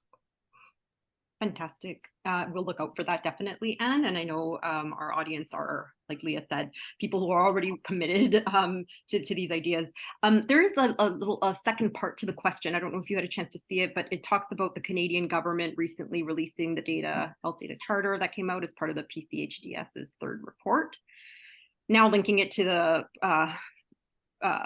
federal, provincial, and territorial priority on modernizing health data systems under the CHT. What does the renouncement of the charter represent? And I guess that you've kind of answered, are there opportunities for forthcoming that the audience members should be prepared to support? Is there anything else that you wanted to mention about any of that part? Go ahead, Ewan. I'm good. Okay. Yeah, so I was, the charter actually, I was as a member of the Pan-Canadian Health Data Strategy, so I'm very happy with the charter being endorsed. This was a central, if not the central component of our work on the Pan-Canadian Health Data Strategy. And interestingly, the idea for the charter came from our work in Alberta, where we set principles for system design, and it's based, and if you look at page 8 of the third report of the Pan-Canadian Health Data Strategy, it mentions collective impact. So I was the chair of the Policy and Governance Working Group, and we developed all of this there on the Pan-Canadian Health Data Strategy. So this is very important. The whole purpose of the charter is to create a common destination on a principle-based, evidential common destination. So InfoA, the federal government. I'm now echoing, I think, but BC, Alberta, First Nations, Inuit, Métis, we all agree that we're going there. And as Anne keeps referring to, one of the first aspects of that is person centricity. So it's a great thing that this has been endorsed. I think it will take a while for people to understand how to operationalize it. That this is an accountability framework that joins us all together to go to a common destination. And I'm using much of the collective impact sort of terminology because that's one of the 5 core things is you have a common agenda or a common destination, whether you're at Kai, whether you're at InfoA, whether you're in New Brunswick, whether you're, the First Nations Health Authority in BC. If we all agree on that, it will help us build a common standardized approach to person centricity. Excellent, thank you. And your presentation was very motivating for why we need to do that, and why we should all become involved if we're not already. There's a question that's, I think, a very great idea potentially about creating opportunities for sharing health data in the systems. Is there a way that doctors could send you the info on your visits so you could create your own file to share when you go to the next step? I guess the next appointment that you share. So kind of holding your own data. That's a very specific potential tactic or opportunity for a systems innovation. Some may exist, but I guess I'll frame the question very briefly as our last question to you both. Is there anything you would tell patients or caregivers or patient organizations who are participating in these important conversations that could help them feel confident with sharing, their ideas or their experiences, or, it can be a bit of a power imbalance, even if it is a very intentional engagement. But sometimes, we're all coming from our own, as we know, perspectives, experiences. So as your perspectives as leaders in these conversations, in your own spaces, any thoughts you want to leave us with to encourage patients to become part of the solution? Why don't you go first, Anne? Sure. As you say, I don't want to set you up, but go for it. Sure. So I think in the space that we work in specifically, it can be intimidating for sure, standards and technology, and there's just a lot of kind of very specific terms that maybe everyone can't understand or you're not familiar with those. So as much effort as we'll put into kind of making the standards understandable and consumable, I think it's important to also engage and ask questions and push the envelope, if we're not hitting the mark as we're going out on this journey for the very first time. And like, again, no other country has done it this way. We're definitely trailblazing here. Please, keep us honest, keep us on track. I would say that would be the most helpful. And as Anne said, Thank the you. words are intimidating. She is actually, if you meet her, she's giant and she always pushes me around. Well, we're well warned then. Oh yeah, no, she's a scary person. She's very intimidating.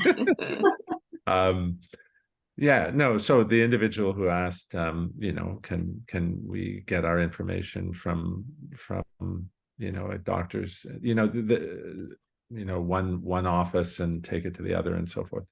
There are technical solutions to these things that exist. They've existed for a long, long time. Absolutely. The problem is that we can't agree on what to do and who's in charge. And so we have lots of different solutions that are competing, and it's a big chaotic mess. So I cannot emphasize this enough, that the issues, as I've tried to relate, are ones of how we relate around data and treat it on a standardized basis in order to choose the technologies and choose the workflows that best serve everyone. And individuals and patients, the public, Indigenous groups have been marginalized in this discussion for about 30 years since the digital revolution started. Let's be honest. We do not have a person or patient-centric approach to data in Canada. We have a service-centric approach. So it is exceedingly important that the public gets empowered, that we explain what's going on. And this is why I try to tell these stories of that we're killing people. And the irony of what has been happening, though, is patients aren't the only ones suffering in this.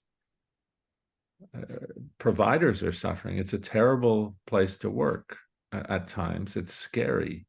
I can tell you definitively. It's like flying a plane. You're a well-trained pilot, but the plane nothing works. It's going to crash, right? And it's worrisome. Governments are suffering. They're leeching money and don't know what to do. It's a chaotic environment. Researchers can't get data to do their jobs. Public health, all of us. And therein lies a very powerful observation. We have a shared problem. And if we actually fix it, we all benefit. Well, hallelujah. Isn't that nice to know? No one suffers. Even the innovate, like the tech sector is suffering. So if we can just realize that we need each other for mutual benefit, great. And so, but central to that for me is empowerment of the public with this knowledge.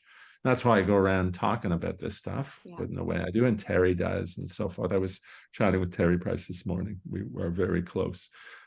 But so that's what we need to do. And I'll just finish with this. The last question is like, how do we all get involved? We're sort of working on that. How do we engage people in this system we're building? And I wish I had more, but you can go to our website, which is Alberta Virtual Care, and you can sign up. And we just got a communications person, and we're trying to do this, but it's essential that we work together respectfully with the Anne Forsyth and David O'Toole's and Abby Colras and everyone. Like we need each other. So I'll stop. Thank you so much, Ewan, and very motivating. I encourage everyone who wants to be part of Solutions to join our conversation tomorrow.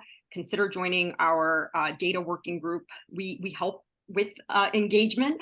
So thank you both so much for the continued work that you do to get us there. Thank you. And Thank it's you. my pleasure to bring Louise back to introduce our next our panel. And I'm sorry for my voice, but I definitely have passion for this. Now that the stage has been set by Anne and Ewan, in terms of the importance of data and the work the federal government is doing, we now have a diverse panel that will describe how patient organizations and some provincial governments are putting theory into practice. Alison Fitzgerald will describe the amazing study her organization is conducting to gather data that will provide tools to support patients to advocate to get better access to care and treatment. Michael Cooper is the Vice President of Development and Strategic Partnerships at the Mental Health Research Canada. And he'll talk about his role and his organization's work to improve data information in the mental health field. The third of our exciting speakers are Sister Elizabeth Davis, who's the co-chair, Newfoundland Health Accord, and Donna Roche, Director of Data Governance and Privacy, Newfoundland Department of Health and Community Service.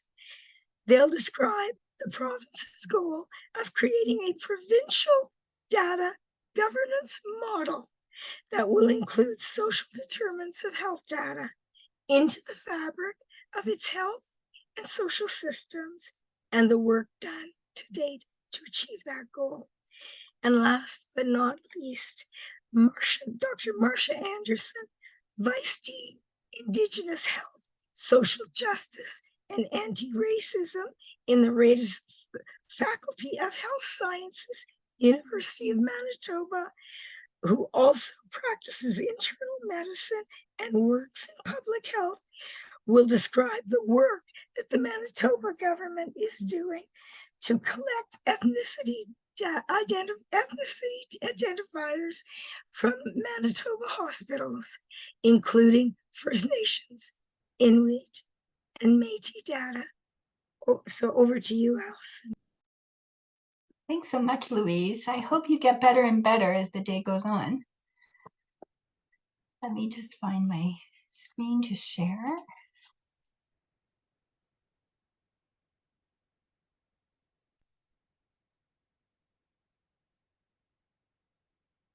And there we go. Unless I get a thumbs down from somebody, I'm going to assume it is all working well, and I'll get started. My name is Alison Fitzgerald. I am the Director of Operations at Global Skin, as well as the Project Manager for GRID, which I'll be talking a lot about during this presentation.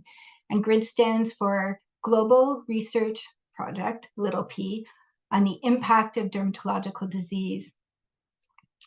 So I'm taking us up to a bit of a broader step outside of Canada and including the world. but this is a story about the phrase I've heard a few times now, which is nothing about us without us, and that patients really can garner a lot of power and do things for themselves. So back in 2015, the World Congress of Dermatology was in Vancouver, BC. And what happened at this Congress was a gap was identified, and it was a significant gap to the point where a lot of patient organizations, dermatologists, and industry got together and said, look, there is not enough of the patient voice in what we are doing in dermatology. And so at that meeting, a few key people got together and founded what started as the International Alliance of Dermatology Patient Organizations, and more easily became known as Global Skin. And they had a couple of mandates. I'll talk mostly about one of them, but the first one I want to talk about is what they realized is there's a misunderstanding about the impact of skin disease. It is underrepresented, and it is under-researched and under-resourced, and they were trying to figure out what to do about it. So the second mandate is, what do you do about it, and what can we as patients and patient organizations do together to change that? So the second mandate became what is now known as the GRID project. And we hear a lot about data, and we know a lot about the importance of patient stories. And one of the challenges is that we do need patient stories. We still need patient stories, but patient stories don't fit in the rubrics of policy and decision makers. And so how do we bridge that gap without getting rid of the story? Those are still important, and also providing the data that is needed in order to make these decisions. It has to be credible data. And it needs to be data that's built by the patients, about the patients. So this GRID project is creating, so what they decided needed to be done was a new patient-led outcome measure that talks a lot about the impacts of dermatology disease.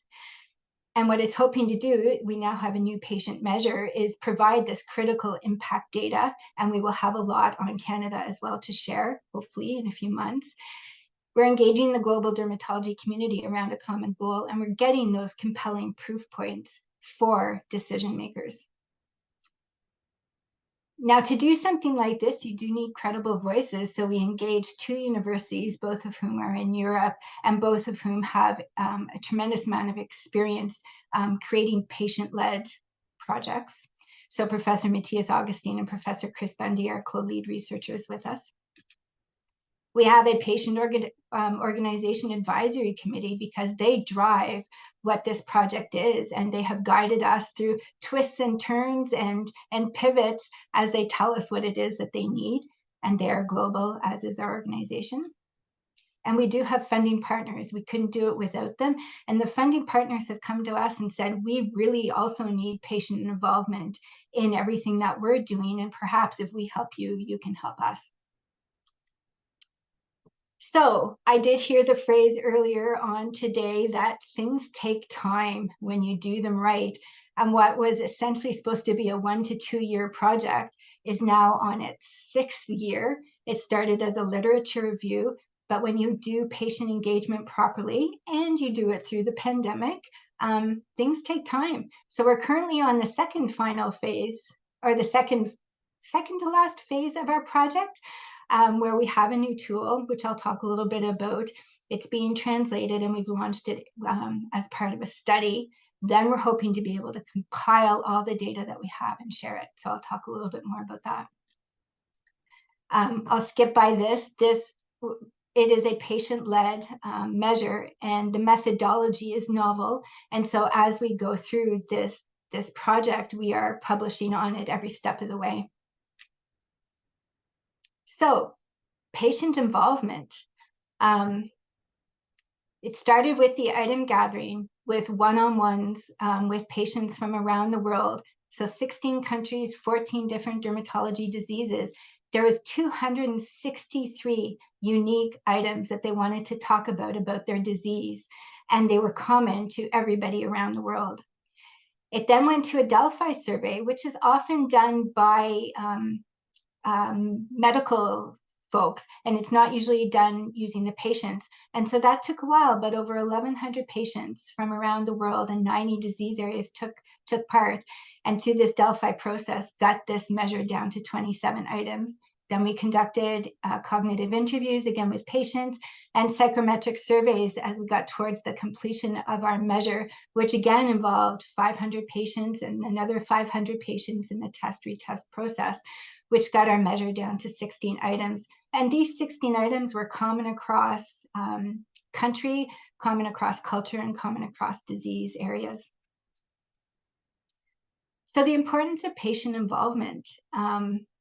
In order to do that, we didn't just stick with English. There's a recognition, although we couldn't do it in all languages, that the big languages needed to be included, and that took into account culture, adaptation that needed to be done. So we did launch it in 6 languages in 65 countries, and again, as many dermatological conditions that we could have. And we got a lot of really good feedback from patients saying they felt like they'd been heard. And that was really, really important to us.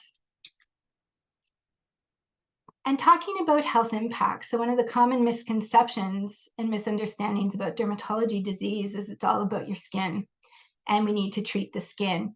And what this project has taught us, and you'll see here, is yes, absolutely, you need to treat the skin, but the impacts are so much more broad than the skin itself. And so you'll see here, especially in orange, psychological impacts ended up being quite significant, and I'll show you a little more data later, as well as daily life responsibilities and financial and social, which doesn't show up here. It gets combined, psychosocial.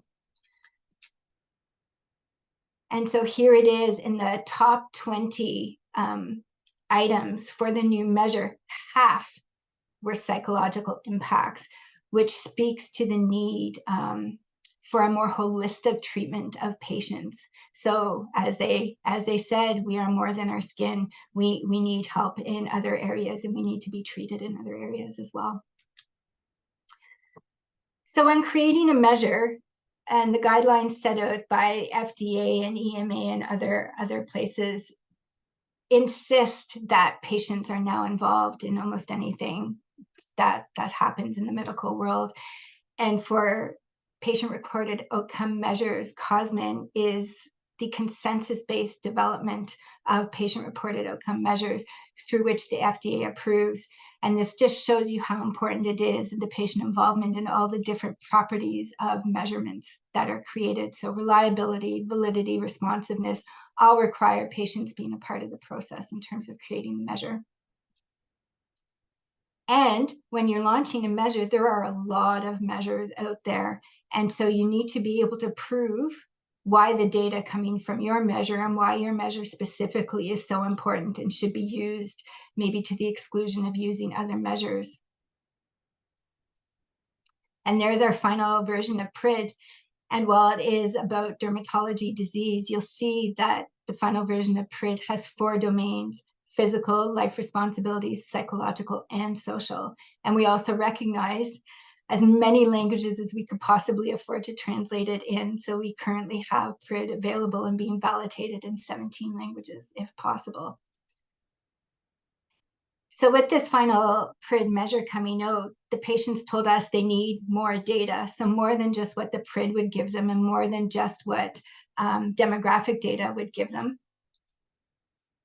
So we decided to work with them to create a grid study, which is happening right now.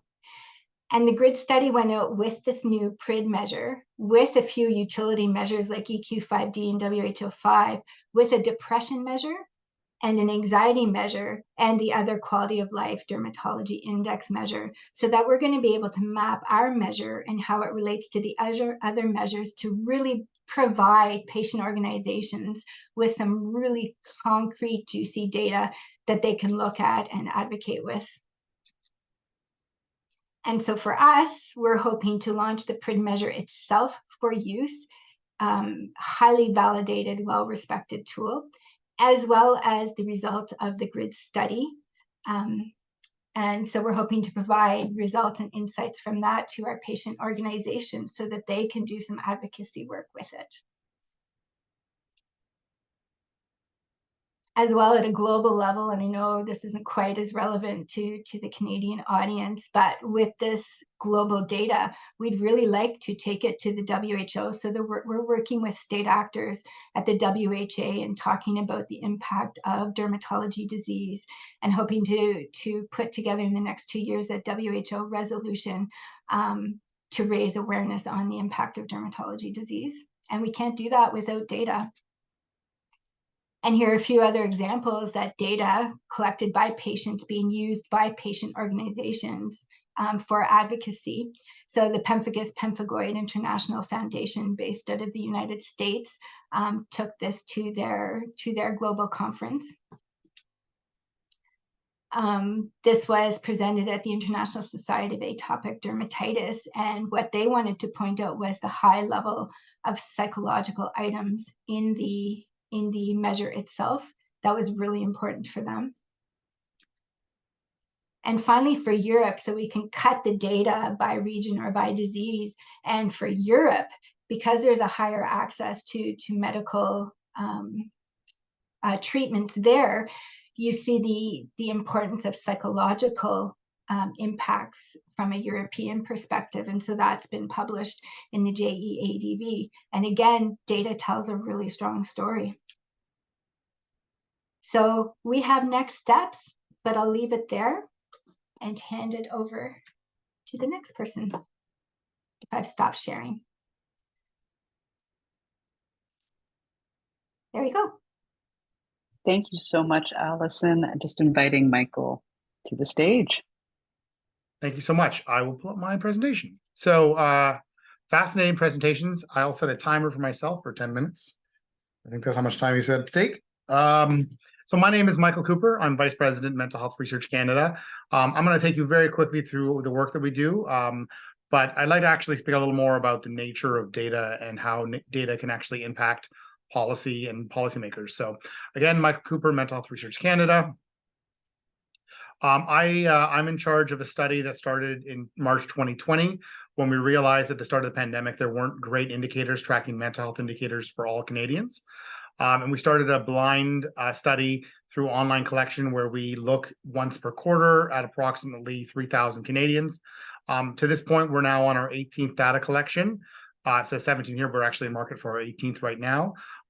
It's expansive in terms of we know individuals who have pre-existing mental health diagnoses, people with service access who are accessing the service, people with family members, demographic data that you couldn't believe. From this work, we have so much data that we're unable to process it all ourselves. So we have over 50 data partners that we turn the data over to for their own analysis. In fact, I think yesterday or maybe today, the Toronto Vital Signs report came out using our data. And we see that all the time. There's a lot of individuals who use our data, and we ourselves have published over 1,000 pages of content of information. It's always nice to mention that we don't make up the questions ourselves. We always bring in experts to talk about questions. We have a volunteer national polling advisory group. We also include the Mental Health Commission of Canada, CCSA, Canadian Mental Health Association, and actually CIHI, I engage with quite regularly on a lot of the service access questions. I have a regular engagement with them as well.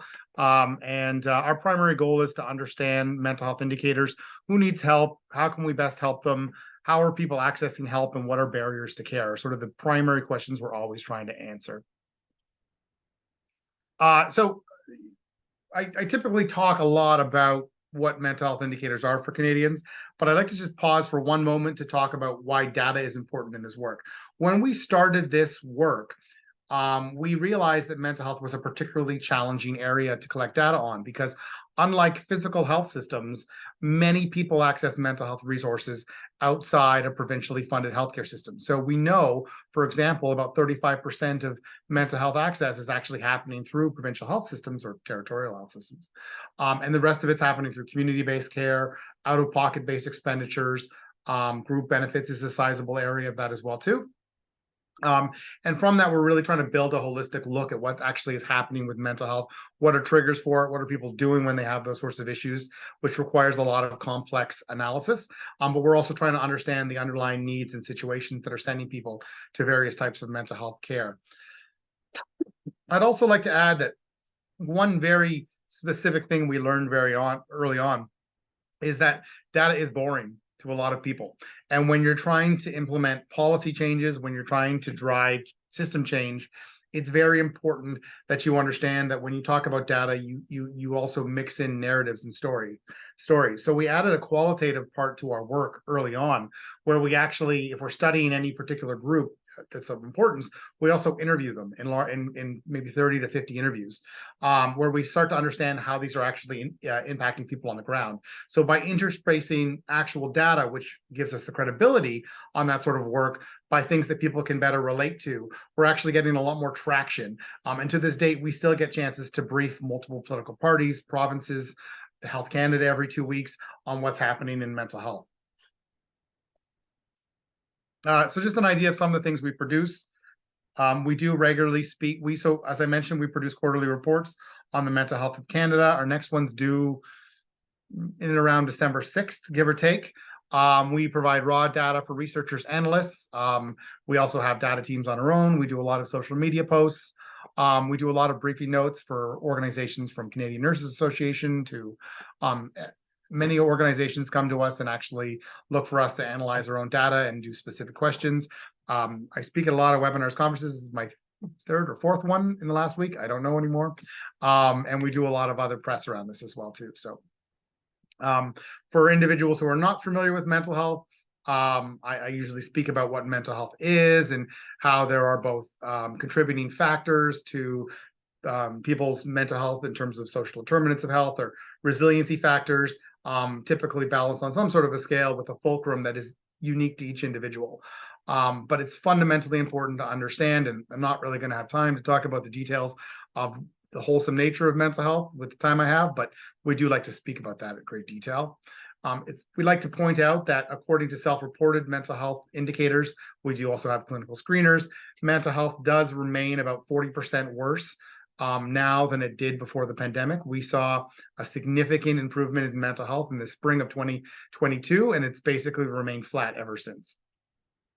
We also know that there is a group of individuals who are actually impacted through mental health. It's approximately 1/3 of Canadians have indicated that they have low resiliency. They're not bouncing back from challenges.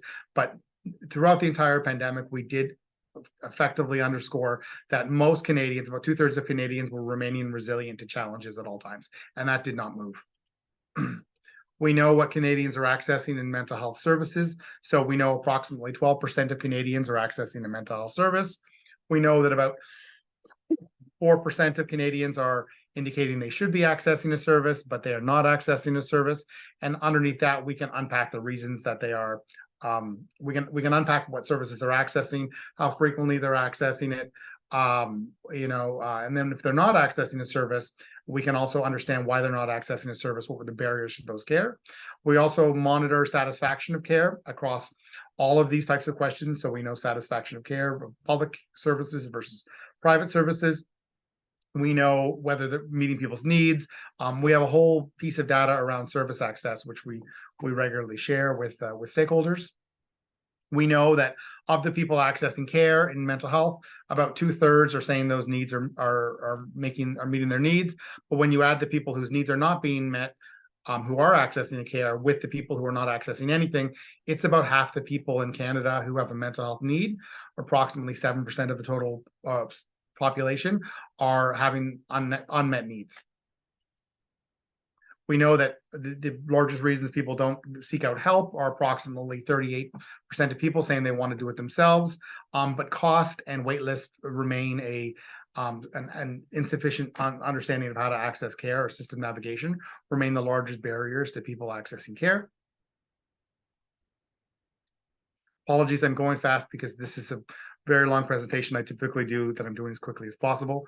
As I mentioned earlier, we have about 35% of people who are accessing a public health care system for mental health. Underneath that, doctors are by far the largest provider of mental health care service in this country.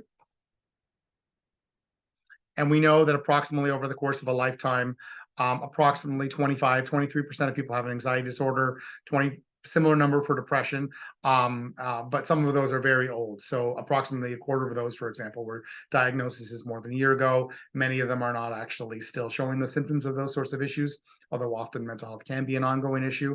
And we do know that medication is the primary means by which people are supporting their mental health. One thing that's important for us, and I did hear another individual mention this, is understanding what is useful for people with lived experience. So we're always thinking about how do we best engage individuals who have questions or who are struggling with a mental health condition. So one thing that we always like to talk about is the fact that when we ask individuals with a diagnosis who was most helpful, about 70% said personal supports were the most helpful, and 74% said professional support. It doesn't add up to 100, but 70% said personal supports were very helpful. Only 47% said professional helps were very supportive. So we're always speaking about the importance of this sort of work and understanding that we can invest money in caregivers as a sizable area of improving mental health. We know what sort of services people want to access, and go from there. I'm sure there'll be questions because I went through that very quickly, but I wanted to cover a few additional notes while I was talking about it. I did want to talk about the nature of data being, there are many ways to get different data sources, and you can be relatively creative as long as there's a scientific methodology going behind it in terms of understanding where data can come from. I do want to underscore that how you speak about data, how you actually share data is just as important as a strong collection of that data and methodological validity in terms of how you're actually collecting and parsing that data, because people don't generally get excited about it. And when you're trying to implement change, it's helpful to intersperse stories. It's helpful to intersperse graphics. We have as much effort into our knowledge mobilization of this work as we do into collecting this sort of work as well too. I do want to add that when we were putting together our project, we were aware of the unique nature of mental health, that there may not be a full consensus on what screeners to use, or there may not be a full consensus on what qualifies as a diagnosis necessarily. So we're always operating in a little bit of a gray space, trying to understand that. And we just had to come to understand that having no data was worse than having data that we're very confident in, but has some little bit of grays on the edges as well too. So, this sort of world we operate in. That's it for my presentation. I'm sure there's questions. I'll get to them at the end. Thanks. Thank you so much, Michael. And yes, let perfection not be the barrier to good enough is a start. I'm very pleased to invite Sister Elizabeth Davis, one of the co-chairs of Newfoundland Health Accord, to take the mic. I know she's joined by Donna Roche, and I apologize if I mispronounce your last name, Donna, Director of Data Governance and Privacy at the Newfoundland Department of Health and Community Services. I believe that Sister Davis will be doing the presenting, but she's there with support. So over to you, Sister Elizabeth. Thank you so much for joining us today. Thank you very much. I've been very touched by the presentations I have heard thus far. I don't know if it's made me more anxious or less anxious. And I assure you, as boring as data might seem to be, data governance is deemed to be even more boring. And so I will present to you the work that Donna Roche and I are doing in Newfoundland on behalf, at the request of the government of Newfoundland. Our work really is rooted in Health Accord NL. In 2020, the government of Newfoundland, the Premier and the Minister of Health and Community Services asked Dr. Pat Parfrey and me if we would co-chair an endeavor to look at health in our province. And the province of Newfoundland and Labrador on many health indicators is near the bottom of the pile, not where we would want to be, certainly, in terms of what our people in our province deserve. As we worked together, we made a very clear decision that this is not our work. This is the work of the people of the province. And it's not just government's work, that if we want to change our health status in our province, our health outcomes, and improve our health equity, it had to be all of us together. So we named our work together the Health Accord for Newfoundland and Labrador, assuming that all of us, private sector, public sector, ordinary citizens, professionals, all of us would be working together to bring about the change we want here. We also recognize this is at its root a cultural change, much more significant than a technological or organizational change. Culture change takes time. So we gave ourselves that frame of a 10-year health transformation. A report was delivered in June of 2022, and that report had within it 59 calls to action. The report, though, is premised on this information, this knowledge that we have. The numbers might not be exact depending on the studies you look at, but wherever you look in this universe, it's very clear that the social determinants of health have more influence by far on our health than does the health system and even our biology or genetic makeup.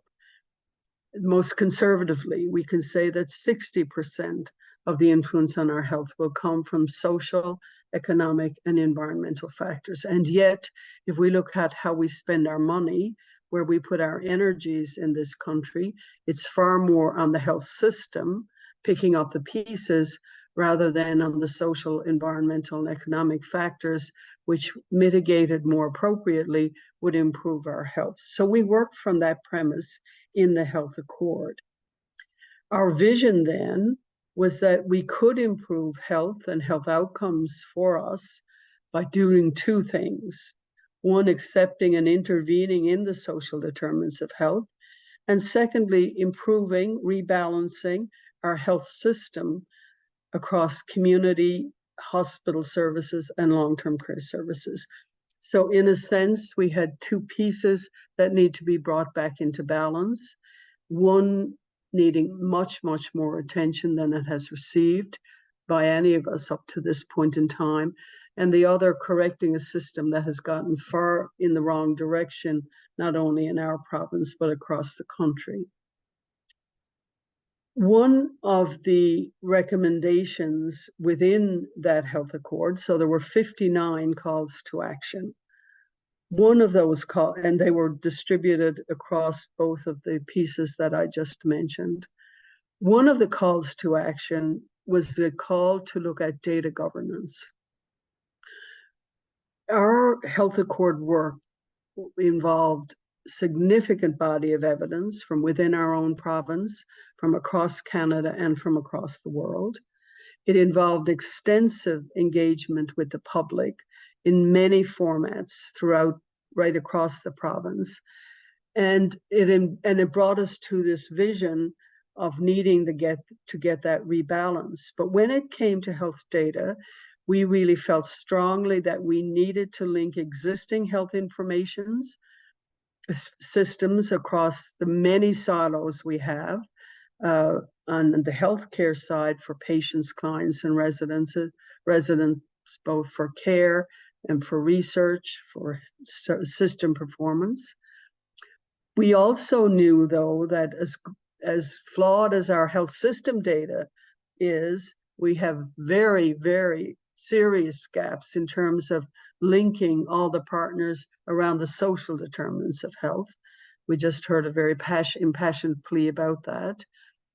We recognized around youth and children that we had to really pay much more attention to that. We said we need to identify, document, address, and track indicators of social determinants of health in our province. If we don't, we're not going to take them seriously. And we had to do all of this in an ethically transparent and publicly accessible manner, which we don't do well at all in the health system about very much. So the direction we gave as a health accord was that we develop a holistic and integrative provincial data governance model, which includes a strategy that defines a vision for how the data will be used to improve our systems in a transparent and accountable manner. That requires, among other things, integrating the technology across our health and social systems if we're really going to achieve the end here, which is better health outcomes, and improved health equity. I was tasked to look at this issue with very ably, thank heavens, supported by Donna, who works within the system itself. I'm an ordinary citizen who was called to do this.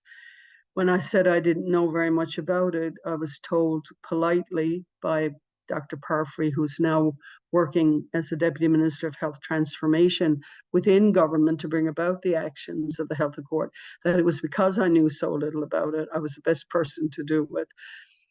Data governance writ large, you know what it means. As I said, it's terribly boring. Most people don't talk about this at the breakfast table, and yet the people at the breakfast table are terribly impacted when data governance is not there, is not healthy, is not doing what it should do. Crossing that divide is an important issue too, as the previous speaker spoke to.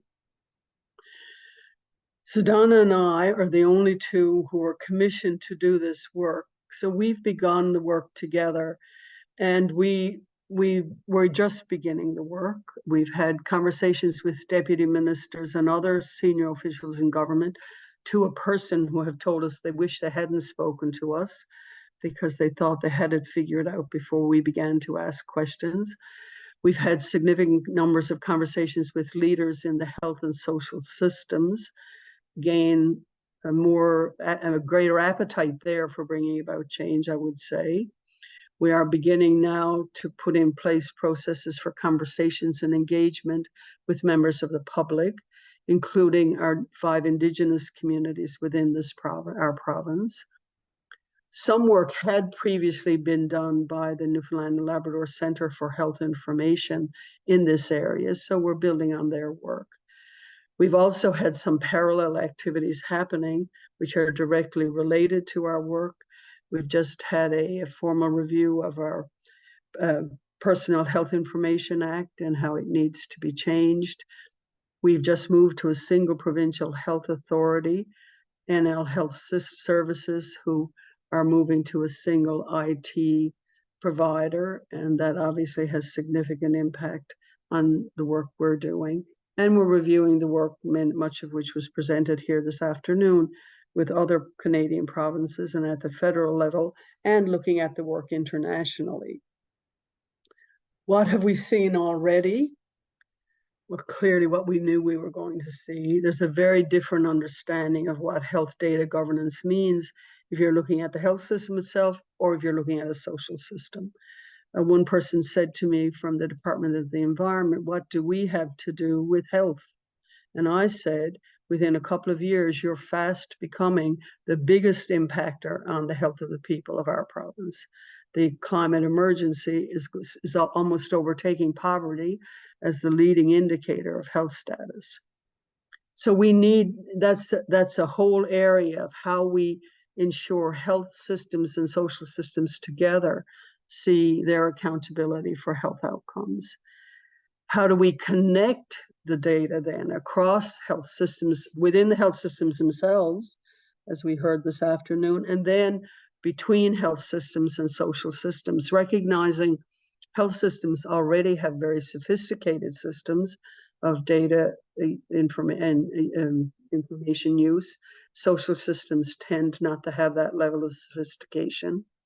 We're quite aware of our different perspectives on how we govern data within Indigenous communities, who very much look at the community as well as the person, compared to how we look at this through the provincial government lens.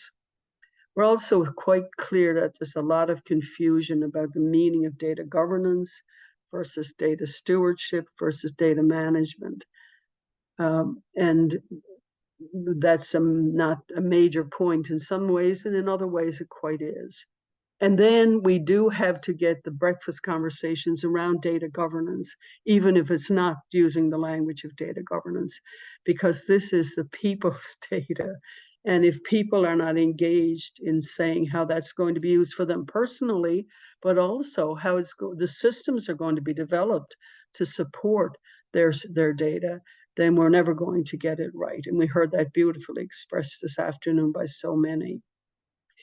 We're also quite aware that person-centered consent is meaningless when you talk about genetics-related data, because if you have my genetics data, you have the genetics data of everybody I'm biologically related to. We also know there is within most jurisdictions, there are challenges around how genetics data is addressed between clinicians and researchers. We also know around research itself, the stewardship issue is not quite as clear as it is within the health system. And now, on top of all of that complexity, and after I said yes to doing this work, the public has become aware of artificial intelligence and what that is meaning for data use, data stewardship, data governance. We get cold comfort from knowing that nobody has the right answer to this. If somebody did a recipe we could adapt for the province of Newfoundland and Labrador, we would be delighted to have that, but we know that that does not exist. And I just remind all of us that if we were meeting this time last year, most of us on this call would never have heard of ChatGPT. In 1 year, the public awareness has skyrocketed about artificial intelligence, and all across all kinds of domains. In 5 days from November 30th last year, within 5 days, the chatbot had 1 million users. So for the ordinary persons like me, artificial intelligence became real. If we had something that Canada, the United States, the United Kingdom, the European Union, and the Vatican agree on, something we need to pay attention to. And all of these entities agree that we have to address this issue of artificial intelligence, how it can be a gift to us as humankind, and how we have to be careful about this, what this gift means. You know, in Canada, we have 3 at the federal level. We have 3 acts which have been tabled, but still no final outcome. Just a month ago, less than a month ago, 2 weeks ago, President Biden in the United States issued an executive order, which is relatively rare of this magnitude, talking about that country seizing the promise and managing the risks of artificial intelligence. This past week, the UK hosted a summit on AI safety, and the United States and the United Kingdom have AI safety institutes in place. The European Union has proposed a regulatory framework for AI to ensure that the systems are safe, transparent, traceable, non-discriminatory, and environmentally friendly. Major, as you would expect from Europe, a major regulatory framework, but still will take time for it to be put in place. And believe it or not, in my tradition, the Vatican has gotten into this issue as well. It has, in partnership, ironically, with IBM and Microsoft, and with Jewish and Muslim leaders for what they call algorethics, a very interesting new word, which is a call for AI ethics. Again, this very same principles being identified. The bottom line in all of this is in our health and social systems, and for us anymore, just to talk about health systems and health is really misleading, not appropriate. If we're talking about health, we're talking about health and social systems. We need data and information if we're going to deliver health care, make informed decisions about health and health equity, monitor system performance, enable research and innovation, and empower and engage citizens so they have access to their own health information, but also have a say in how their own information is carried, not their personal information, but how all information is carried through our information systems. Therefore, if we're going to ensure better health outcomes and greater health equity in our province, but also in Canada and indeed for the world, we can only do it together. This is not something any government or group of researchers or a group of private entrepreneurs can deal with. All of us have to be creating together ethical, robust, responsive data governance within a learning, health, and social system. Until we can achieve that, we have the capacity to achieve that. We have the means to achieve that. We don't seem to have the passion and energy and the vision to want to achieve this. But until we achieve this, we're not going to find the health outcomes we need. We're not going to achieve the health equity that we deserve. So that's a very high level overview of what we're trying to do in our small province of Newfoundland and Labrador. And Donna has been an incredible partner with me in doing this work together so that we can ignite our province, our government, to call on the leadership that is needed to bring this about, something we need and deserve as Newfoundlanders and Labradorians. Well, I think you're proving that while your province may be small, you are unafraid to take on bold challenges and to do it well. I really appreciate, I mean, we've just spent 2 days hearing about this, learning more and going deeper into the structural and social determinants of health and their complete and utter intersection and driving of health outcomes and access to healthcare ultimately. And so to learn about the substantive work, the 10-year vision, and really taking the steps to do the work well over the time it requires to do it. There's nothing small about it. I'm very moved and impressed and grateful. Thank you so much for sharing. We will continue with the panel, and then we'll have a little bit of time for some conversation at the end. There's a lot happening in the chat as people are responding to questions there too. So now I'm very pleased to invite Dr. Marcia Anderson to the microphone, Vice Dean of Indigenous Health, Social Justice and Anti-Racism at the Randy Faculty of Health Services at the University of Manitoba. And Dr. Anderson, if you would like me to share your slides, I'm happy to do so. You know what, I'm nicely settled at my desk now, so I should be able to do that myself. Fantastic, great, okay. Yeah.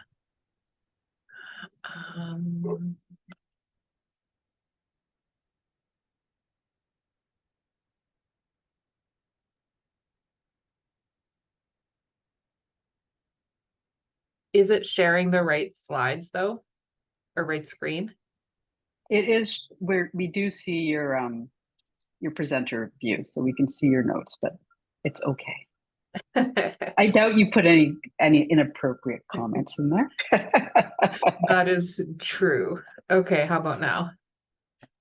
Perfect. Okay, thank you. So hamatake pe pte dutuan makiae chante washte na pe chuzape. So I'm Marcia Anderson. I'm Korean Anishinaabe. My dad's a member of Peguas First Nation here in Treaty 1, which is where I live and work and raise my family. And I'm going to talk today about some of the work that we've done here in Manitoba to collect racial, ethnic, and Indigenous identifiers in order to allow us, as the title says here, to measure the impacts of racism in the healthcare system. We did start doing this province-wide at the point of registration in hospitals on May 11th. Of this year. I'm going to use examples mostly from our work during COVID, though, for this presentation. This is an area of work that I've been interested in and active in since I was a public health student at Hopkins back in 2006, 2007. I think it is imperative when we think about a rights-based approach to health services and healthcare. And I'll just draw your attention down to the bottom of this slide, which talks about how rights-based approaches require that health policy and programs must prioritize the needs of those furthest behind first. Now, what we know from disaggregated data in other countries that routinely measure data and disaggregate it by race, ethnicity, and Indigenous identity is that there are wide gaps in the quality of healthcare that people receive by race, as well as in health outcomes. And so for us to be working in rights-based ways, we need to have the type of data that shows us who is furthest behind first, so we can center their needs in our health planning and approaches.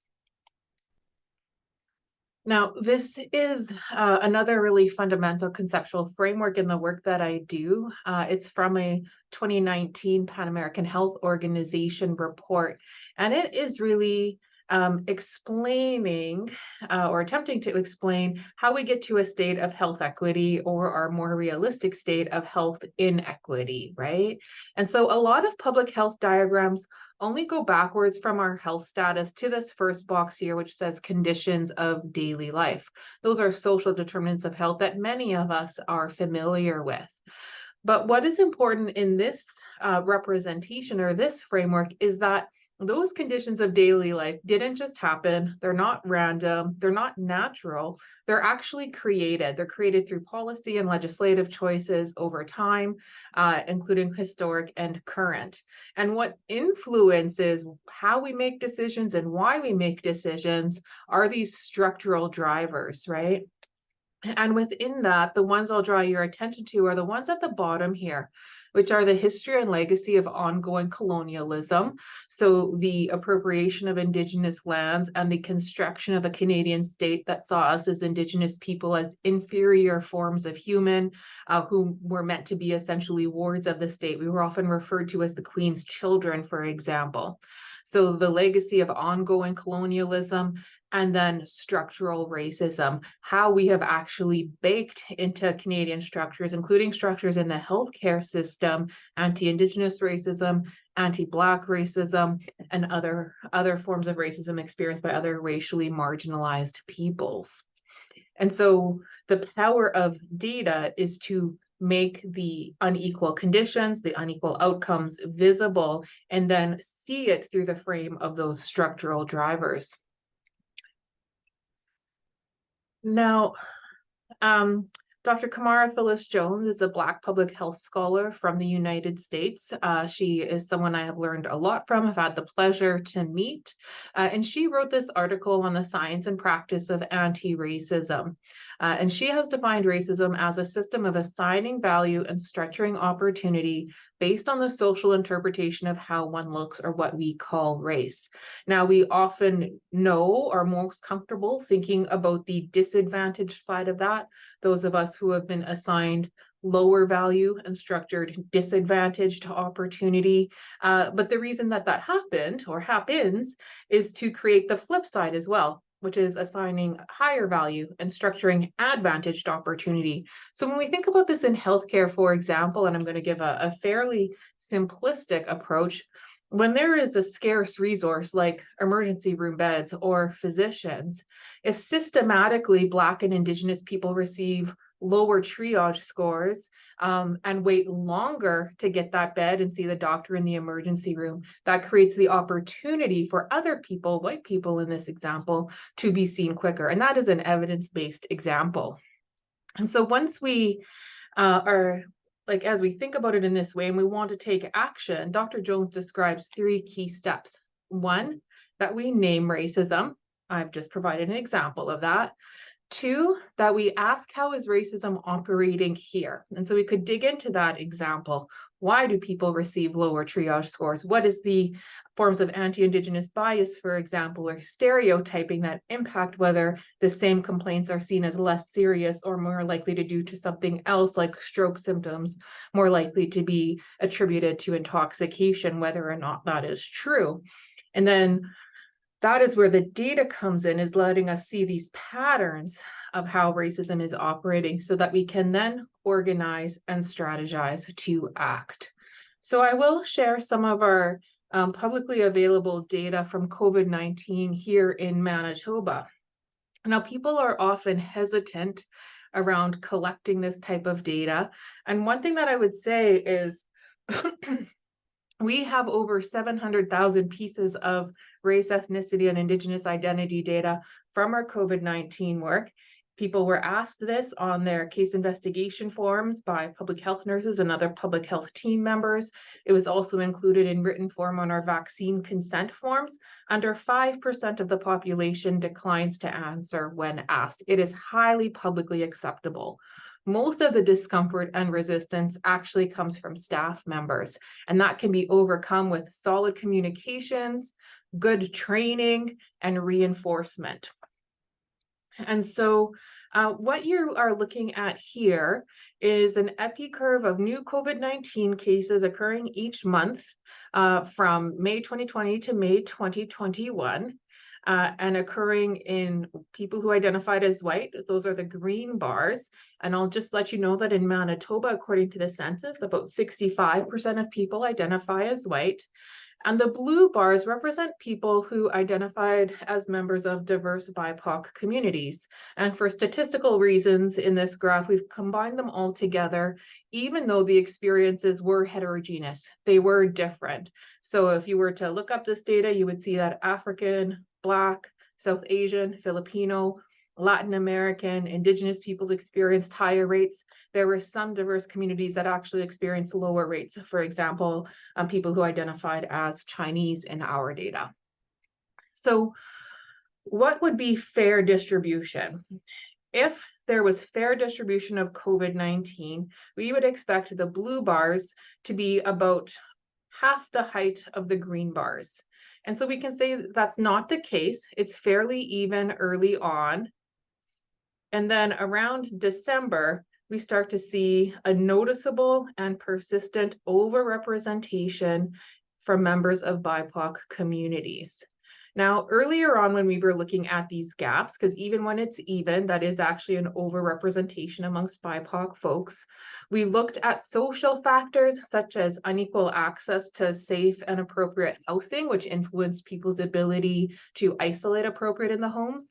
We also looked a lot at occupational patterns from labor surveys, because we know that members of BIPOC communities are more likely to be in lower wage, part-time or service-based industries, in essential services where they always had to work in person, sometimes perhaps without appropriate PPE. And so those factors explained a lot of the early gaps that were seen. Those factors didn't change significantly here, but what actually did change was the vaccine rollout. And so because we had data available, we could actually see when were people eligible for vaccine, right? And what you're looking at here is how this sharp increase for people who identified as white in vaccine accessibility and eligibility occurs here, early April, late March.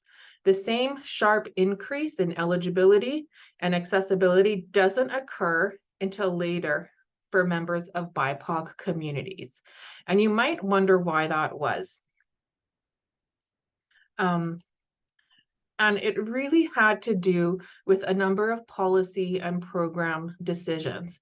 And so we have mapped out the timeline of when people from BIPOC communities got vaccinated by some of these different policy and program decisions. So early in the vaccine rollout, Manitoba, like many places, used a super site model. We were very concerned about how this would impact Black, Indigenous, and other racially marginalized peoples who may have experienced racism in healthcare systems before, and where that type of large mass clinic model may feel culturally unsafe or inaccessible.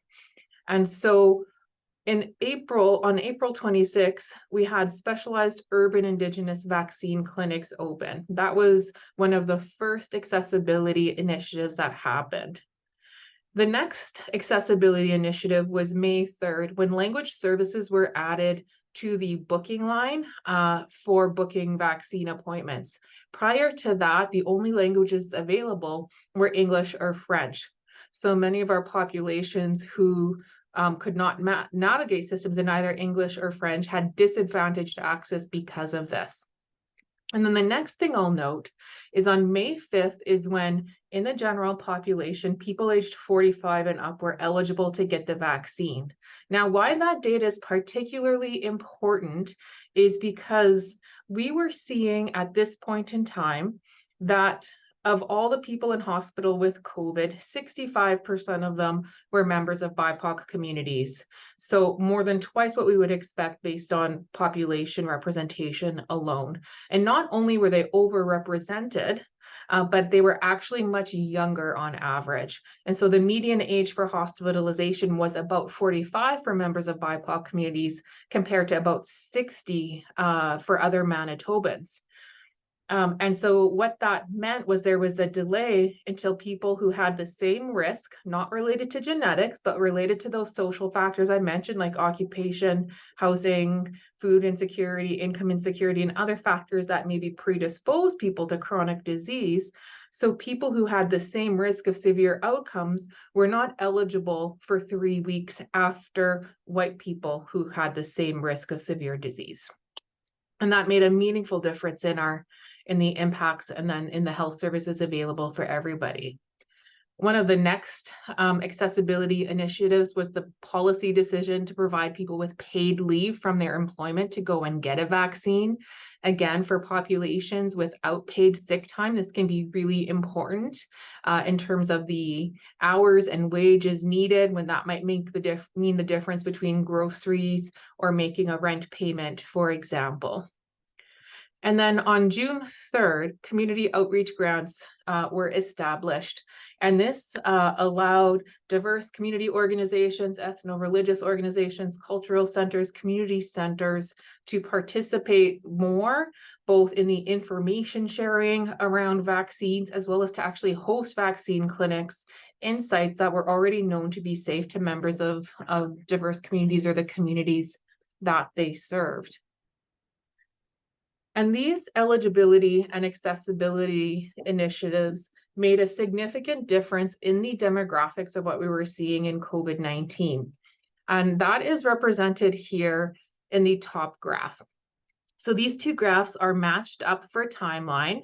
Dose 2, you might remember from back then, was the dose that really, at least at that time and with that variant, was highly effective at stopping transmission of the COVID-19 virus. And so what you're seeing here is this orange area represents the proportion of new COVID cases that are occurring in members of BIPOC communities. And the lighter yellow area represents the portion of COVID-19 cases occurring in people who identify as white. And so when vaccines were made accessible to members of BIPOC communities, and when they were eligible for the risk that they had, sufficient members of BIPOC communities went out and got vaccinated to completely change the demographics of who was being infected with COVID-19. And for the first time in the pandemic that fall, it was actually proportionate. 35% of infections were occurring in 35% of the members of Manitoba who identified as a member of BIPOC communities. Of course, this did change with the change in variants and the vaccine escape we saw with transmission, although we did continue to see ongoing high levels of protection from severe outcomes. Now, we released this data we released First Nation specific data very regularly, actually on a daily or weekly basis. And so we were frequently having conversations with the public around what does race-based data mean? And then we use data like this to show in almost real time the impact of public policy and program decisions on this one specific health outcome of the population. And so some of what we have learned from this in our rollout, and then again in our hospital-based rollout, which started earlier this year, is that there needs to be public and explicit equity goals that are centered in the healthcare system, or in this case, the COVID response planning and evaluation. The only reason to collect the data is if it is going to help you to achieve explicit health equity goals. As I mentioned previously, our data collection was highly publicly acceptable. Now, I've made this point here that data governance should be seen as an exercise in earning and maintaining trust, recognizing that inappropriately used race-based or Indigenous identified data actually does carry a risk of harm. In longer forms of this presentation, I talk about how there were harmful public narratives going on that we used our data and our critical analysis to debunk and reframe. in ways that helped us to build or restore some trust in the work that we did. Without strong data governance, we wouldn't have had that opportunity. I'll just note, because Indigenous data governance has been mentioned a couple of times, that we had bilateral data governance agreements between First Nations and the province of Manitoba, between Manitoba Inuit Association and the province of Manitoba, as well as a separate governance structure of BIPOC community experts in critical race theory, human rights, community organizing, health systems administration, who helped oversee the broader race and ethnicity data as well. And on that note, I would say that data governance brings needed expertise and community participation into the process, knowing that the folks who have both the highest risk of potential harm from the data, as well as the most likely benefit from the data, have been systematically excluded from participation in the healthcare system. I'll note that data governance agreements need to be written down, they need to be transparent, and they have to be monitored for compliance. The release of data has to be timely and it has to be relevant. It has to be seen to be doing something for the people who are sharing an aspect of their identity, an aspect of their data, and trust that it's going to be beneficial to them. And then the last thing that I'll just note is that the data governance has to be built into structures and processes. It has to be in place as part of the core business of operating and using the data to achieve racial justice and health equity. So I will stop there and turn it back over for questions. Thank you, Dr. Anderson. That was incredibly insightful. And I invite everyone back, Sister Elizabeth, Allison, Michael, for a brief Q&A. Thank you all so much. You gave us a lot of amazing information. And I have to say, amazing rapid fire responses by Allison and Michael to some of the Q&A. You're helping us stay on target with our time, so thank you. I do want to invite anyone who hasn't yet throughout the rest of the day to check out some of the Q&A that Allison and Michael have already responded to. And if you have any other questions for them about their presentations, please pop them into the chat and we can address them briefly. But I'll start, if it's okay, with Sister Elizabeth, because there is a question here for you, and I would love it if you could acknowledge it live. Sister Elizabeth, how can we help other governments to understand the link between social systems and health? How did you do it? Well, we did it by using 3 strategies. I think the first was we relied on the evidence. We didn't just use anecdotal evidence. We used a broad base of evidence, and we did our best to make that evidence understandable to the ordinary person or the ordinary organization. But we were very firm that everything we did had to be evidence informed. The second thing we did was had broad public engagement. We did not use consultation with the public. We talked about engagement with the public, that we had, and we did it through multiple forms. We were very visible in the media, and the media were a wonderful ally with us. I'm an old woman now, but I came out of a younger life when I was a leader in healthcare, and the media hated me and loved to hate me. So that was my sense of the media. What I found with the Health Accord experience, the media were more than supportive. They went out of their way to work with us. We had town halls, some of which were general town halls, geographically based, but we also had group-based. So we had town halls with Indigenous communities. We had town halls with young people.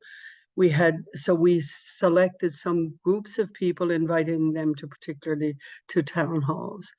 And they were all publicly visible town halls, and we streamed some of them live on social media as well as through the ordinary channels. And we were very conscious of, to the best that we could, using multiple languages and using ASL all the time as well. We also, in the public engagement, met with invited groups. We had a 2-month span in our time when we actually invited groups to meet with us who felt forms of exclusion. Some were exclusion because of hearing impairment, because of race, because they were immigrants or refugees, all kinds of reasons. And Newfoundlanders and Labradorians are noted for being hospitable. So this was particularly jarring to us. And we said that quite publicly and quite frequently. We also said yes to everybody who asked us to meet with them. So we were at this day and night, really, but we wanted to model what we were talking about in terms of engagement. And then the third thing we did was put all of this in a visually appealable and readable formats, that we wanted to make sure that people could see, both in image and in words, what we were talking about. So yesterday we had a new lieutenant governor installed in our province. I was at that occasion. All members of all three political parties in our House of Assembly came to me personally and wanted to tell me how much the health accord meant to them, how they were each in their own way driving its realization.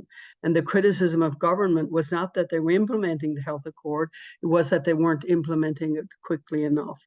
So I think we did find the recipe that did engage the public, which in turn engaged our political parties to take this very, very seriously.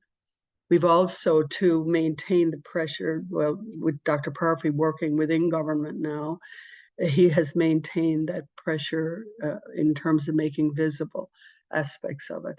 But the engagement with the public, the reliance on good evidence, and then a very transparent and ordinary language way to present the material has been key to all of this for us. That's incredible. Thank you so much. That was a very insightful answer. And it's making me think the first point you talked about evidence, it's really motivating again to hear the work of Alison's group and of Michael, the Mental Health Research Canada, because this is how we generate the kind of evidence and data that our communities need, and just the ability to access it is incredible, because it's definitely a big integral part of creating the case for change. So thank you. Maybe I'll turn it over to Dr. Anderson. Again, I'm impressed by how people are able to respond in the text. But did you want to comment at all on the response to Leah, just before I go to the next question, in terms of what you left in the chat, so people know what that is? Oh, sure. So there was a question around how patient groups and other healthcare stakeholders could encourage other jurisdictions to learn from what we've done in doing this work and doing it in a consistent manner. So I had mentioned that one of the phrases I repeat most often is how highly publicly acceptable this has been, because that is often given as the reason why systems don't want to do it. Staff resistance is definitely more common, but overcomable, right? When we think about solid change management processes. And I think members of patient groups, members of the public being like, no, we want this data. We think this is useful for us. We want to ensure everyone who is part of our patient group is being equitably served too, could help overcome that particular piece of resistance. Kind of as while we were doing our work in a parallel timeline, CIHI was releasing or developing their race-based and Indigenous identity data standards. So I definitely encourage other jurisdictions to align there. There is work going on in other places. Now I'm blanking a bit. I think it's Nova Scotia who has started collecting this at the time of renewal of the health card, which occurs every 5 years or so. So it'll take them a bit longer to get to the same type of data sets. But there are some other examples like that across the country where different processes are being used to try to build a similar data set.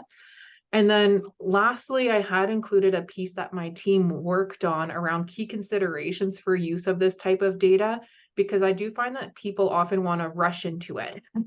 It is in general a good thing to do, but it requires a lot of thoughtful analysis and consideration. It requires the right expertise on the team. It requires the right relationships with diverse members of different communities. And it requires a really solid analysis of race and racism in healthcare.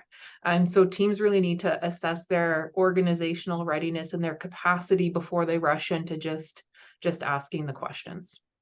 Amazing. Yeah, I'm taking away like 3 key words. It's like togetherness, trust, and time as big themes that are coming out of these panels about data today.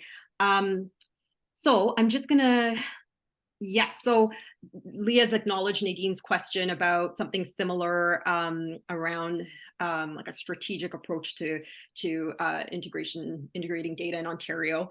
If anyone knows or hears of anything that's interesting, you know, we do try to share that information. So please pop it into the chat.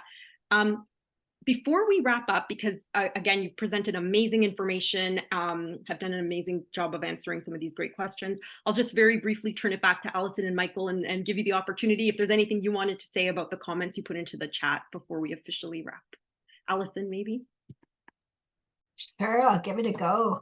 I've had a few people reach out personally to say, how are you going to share it? How are you going to integrate it into clinical use? And as a global organization, that's quite daunting, but we will be reaching out to patient organizations and other partners if you know of any that will help us integrate it into the Canadian system, because I think it would be an excellent tool for patients to advocate for themselves, and then for patient organizations to advocate on behalf of skin to the Canadian government. It will be hopefully a quite robust data set. So if you know of people who can participate or get involved with me, please don't hesitate to reach out. Thank you. I, for one, will do. Allison, thank you. Thank you. And Michael, any last words? Yeah, so I'm just rereading a few of the comments here, and I think the general consensus I wanted to get across is that you really have to think when you're creating any sort of a data-related project, what are you trying to accomplish? And if your goal is policy change or system change or any of these sorts of things, no matter what you do, you have to put as equal amount of time into how you're going to communicate that, who you're going to engage with. I really liked what Elizabeth said about engagement with the community, because it's been a critical part, because they're your allies. They're the people who will help you share that information as well, and they're trusted in those communities as well too. So the major takeaway that I was talking about here is that is just, you know, so we have 55 people who are accessing our data. The Toronto Community Foundation Toronto just published a report yesterday about our data, and so working in collaboration with others is a key component to actually having data have an impact, which was the other comment I made in the chat. Fantastic. Thank you, Michael. Thank you, Allison. Thank you, Sister Elizabeth. Thank you, Donna. Thank you, Dr. Anderson. I'm sure we'll be in touch with you all again in different ways. Thank you for inspiring us, and we'll certainly take back what we learned today in our conversations and planning tomorrow. So with that, I'll conclude this session. Thank you. And I see Louise, of course, acknowledging that she couldn't engage more, but she's obviously very grateful. And I'm sorry she couldn't lead some of the Q&A, because I know she has many more great questions. But with that, I'd love to turn it over to our last panel. I can't even believe it. And I want to thank them for their patience as we, you know, we saved them for last, and they were amazing to wait us. We're a little bit behind schedule. So very briefly, it's hard to believe that we're at the last panel presentation of this year's summit, and it's focused on an incredibly important topic that again weaves through all of what we've been talking about for the last 3 days. We know that mental health can be profoundly affected by illness, and in turn, addressing mental health concerns has positive impacts on one's health outcomes. Yet addressing mental health hasn't always been prioritized in how we approach prevention, care, and treatment, to the detriment of people, families, and societies. Integrating mental, social, physical health into how systems approach healthcare delivery is a priority for our summit, including through our integrated healthcare working group. This working group values team-based approaches to delivering healthcare that includes the integration of allied health professionals to address the holistic needs of individuals, including mental health needs. We've come a long way because of advocates with lived expertise and those who provide care in the mental health system and community, yet we have a way to go until we're fully integrating mental health care in our health policies and healthcare systems. And our next panelists will provide excellent examples of how we can continue to get there and why we need to. We're going to again have a Q&A with two of our panelists who are here live. And again, our third speaker is presenting by video. So please, if you're listening in French, turn on your captions for that portion. So with no further ado, it's my absolute pleasure to introduce our speakers for this panel, Carmen Luisel, full professor in the McGill's Faculty of Medicine and Health Sciences, president of the Canadian Association of Psychosocial Oncology. And the video presentation will be by Sarah Allard-Puskas, founder of the Collaborative Group for Psychodermatology in Canada. And our third presenter will be Nikki Stein, founder and principal at Connected Circles. So with that, thank you so very much. I turn it over to you, Carmen. Thank you so much. Welcome, everyone. Thank you for the invitation. I would like to start by acknowledging that I'm speaking from Montreal and in Quebec, and I would like to acknowledge that Montreal and McGill University are situated on the traditional territory of the Kanien'kehá:ka, recognized as the custodians of the lands and waters that we gather on. This land has long served as a site of exchanges among First Nations, including the Kanien'kehá:ka and the Confederacy, Abenaki, Huron, Wendat, and Anishinaabe. Today, it is home to diverse Indigenous populations and other peoples. So thank you very much again for the invitation. I will start sharing my screen.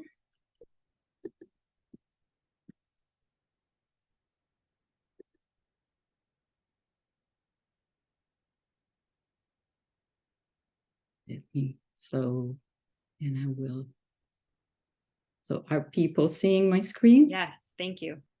So when I was approached by Leah to talk about the accessing healthcare and mental health care in cancer, right away when I started thinking about the work that we're doing, I thought, well, team-based cancer care or team-based psychosocial oncology care has to be broadened. And the reason why it needs to be broadened to include, I would argue, and I'll show you why, some of the patient's partners, is because the system isn't a perfect storm. And today I thought I would share what's happening in Quebec, but it's relevant to other provinces. And then I'll move on to the national scene, and then some potential solution that comes from the international scene. So here we are. So I'm talking about reimagining psychosocial oncology support or mental health support in cancer care, locally, nationally, and internationally. And why is that? So here's the case of Quebec, but again, we can definitely extrapolate to other provinces. So there's an increased demand for cancer-related support. And when I say cancer-related support, is really the psychological, the physical, the instrumental, the spiritual, unmet needs of people that are affected by cancer. And when I say affected by cancer, I also mean patients, but family members. They're all deeply affected by a cancer diagnosis, and we can't forget them. So in terms of demographics, we know that, and we still don't know exactly why, but there's more and more young people diagnosed with cancer, namely breast and colorectal cancer. There's typically also having an aging population and cancer being also an illness for the older adult. We know that this is also increasing the needs. There are better treatments out there, and we know that immunotherapy, for instance, is curing cancer that were not didn't have promising survival rates, but now we see this. And there's a higher number of cancer survivors in Canada. So we're talking about 1.5 million that have survived cancer and are living with the short-term or long-term effects of treatment. The other movement that we see in Quebec, but again, we could see it elsewhere, is that patient and family caregivers are now proactive in looking for resources. They feel that they have unmet needs and they're looking for ways of meeting them. So they're not waiting for people to offer services, they're seeking them. Whether it's online, whether it's asking clinicians, even for rare cancers, I'm part of a team and patients will reach out to us. They find us online and they see that we're doing research in rare cancers and they'll seek out and they'll contact us directly and ask, how can I get support for me? How can I get support for my family? Everyone is really distressed. And we also know that increasingly community groups play a very important role. Here in Montreal, we have Hope and Cope, who has over 350 volunteers, and they're really helping patients make sense of what's happening to them and support them. And like many have said during this very interesting conference, there's been a lot of COVID-related disruption in support, backlogs in terms of being diagnosed with cancer or getting treatment. And we have also a very strong ongoing movement towards healthcare reform, where we would have one agency that is like Hydro-Québec, but it would be Santé Québec. And this is happening as we speak. And that's going to make a big difference also in terms of accessing services. But I think the most distressing and important movement is that there's really reduced access to professional support. And I'll show some numbers here in Quebec.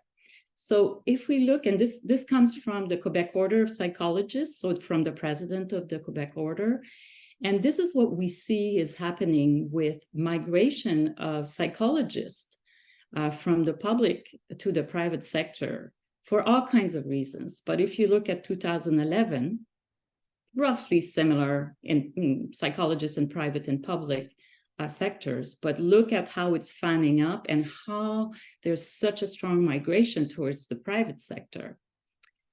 But what also is interesting and disturbing is that even to see a psychologist privately, wait time is between six months and 2 years. So even for people that are willing to pay for services, there's a wait list. So this is a movement that definitely is putting big question marks in our mind. How do we really care for people that need those services? If we look on a larger scale with this study that was done by Statistics Canada, and they surveyed 65,000 people, what they found is that the demand for mental health services in Canada is climbing, but also wait times. So what they report is 1 out of 5 Canadians aged 12 and over is reporting needing some help with their mental health.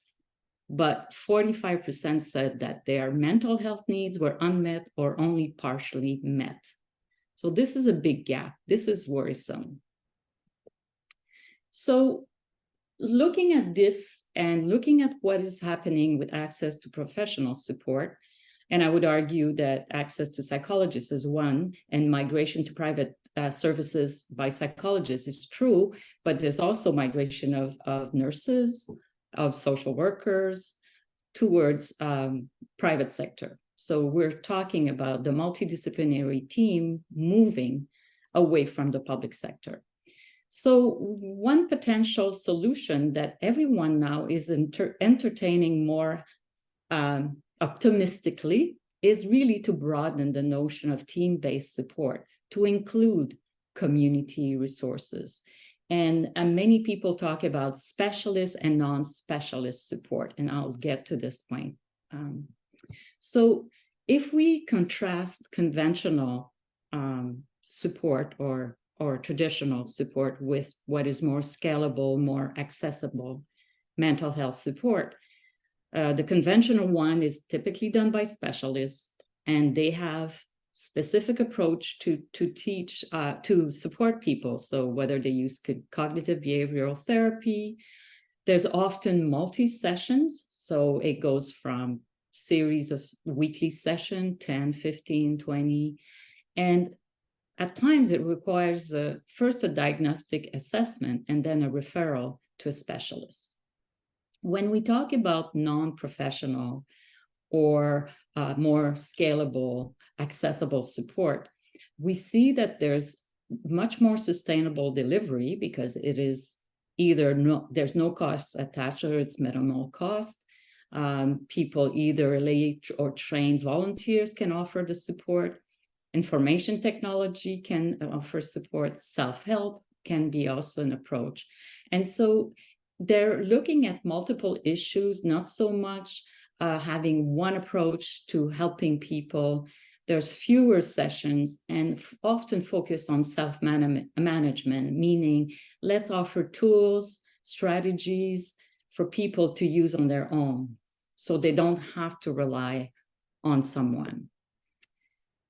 Aligned with this, we can also make the argument that the timing is right for adding non-professional support to address the mental health need of our population. Margaret Fitch, who is a very prolific researcher in nursing, in oncology nursing, has provided this years ago, that said, if we really look at who needs what, we have to be cognizant that not everyone that has been diagnosed with cancer will need professional support. So here what's being proposed based on the evidence is that 20% will only require this, what we said, the inverse triangle, which is some needs of, distress screening, some information, some basic emotional support, good communication, help with symptom management. And so this is something that 20% will only require that, with the 100% of patients coming in the system. And then an additional 30% may need more. So more information, more encouragement, more support. That would be 30%. But that means that 50% of people can actually receive support that doesn't require more complex care or more complex interventions. 35 to 40% may report high distress and require specialized care. And a few, estimated to 10 to 15%, will only require more complex care. So if we're looking at this, and I've added the parenthesis with where the professional services could be required, it's about half of the population entering cancer care services. So that's where community-based organizations come in, because they can provide additional support.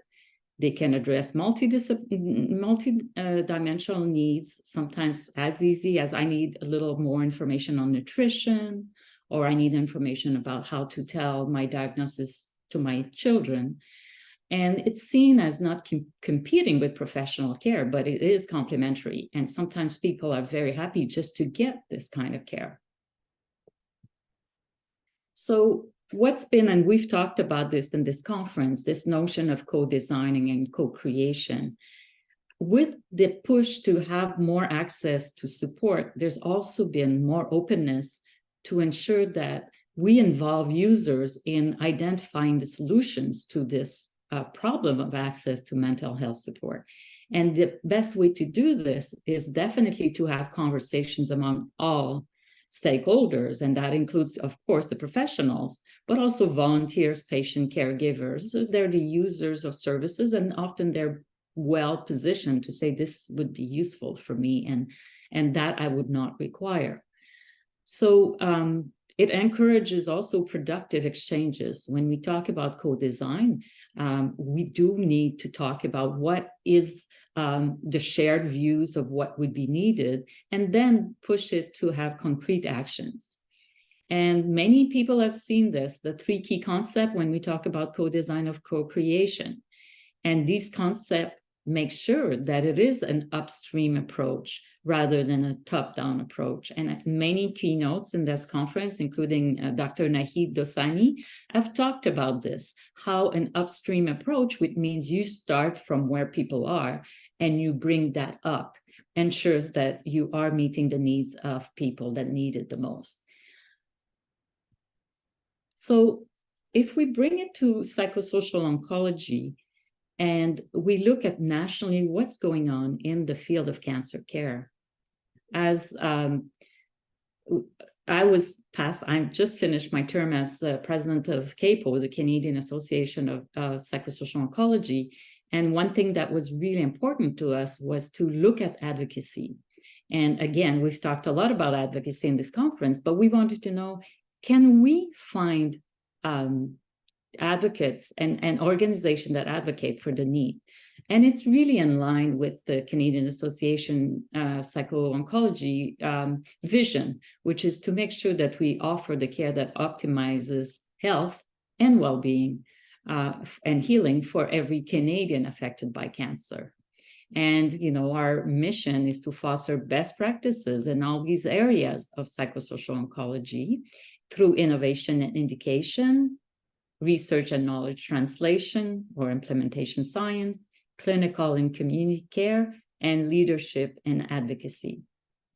So one other thing that CAPO has been really proactive in developing is to really estimate what, if we're going to have, and we need professionals in cancer care settings, but is there a way that we can estimate what should be the ratio? So CAPO has developed, with the help of Carole Maillet, a staffing calculator.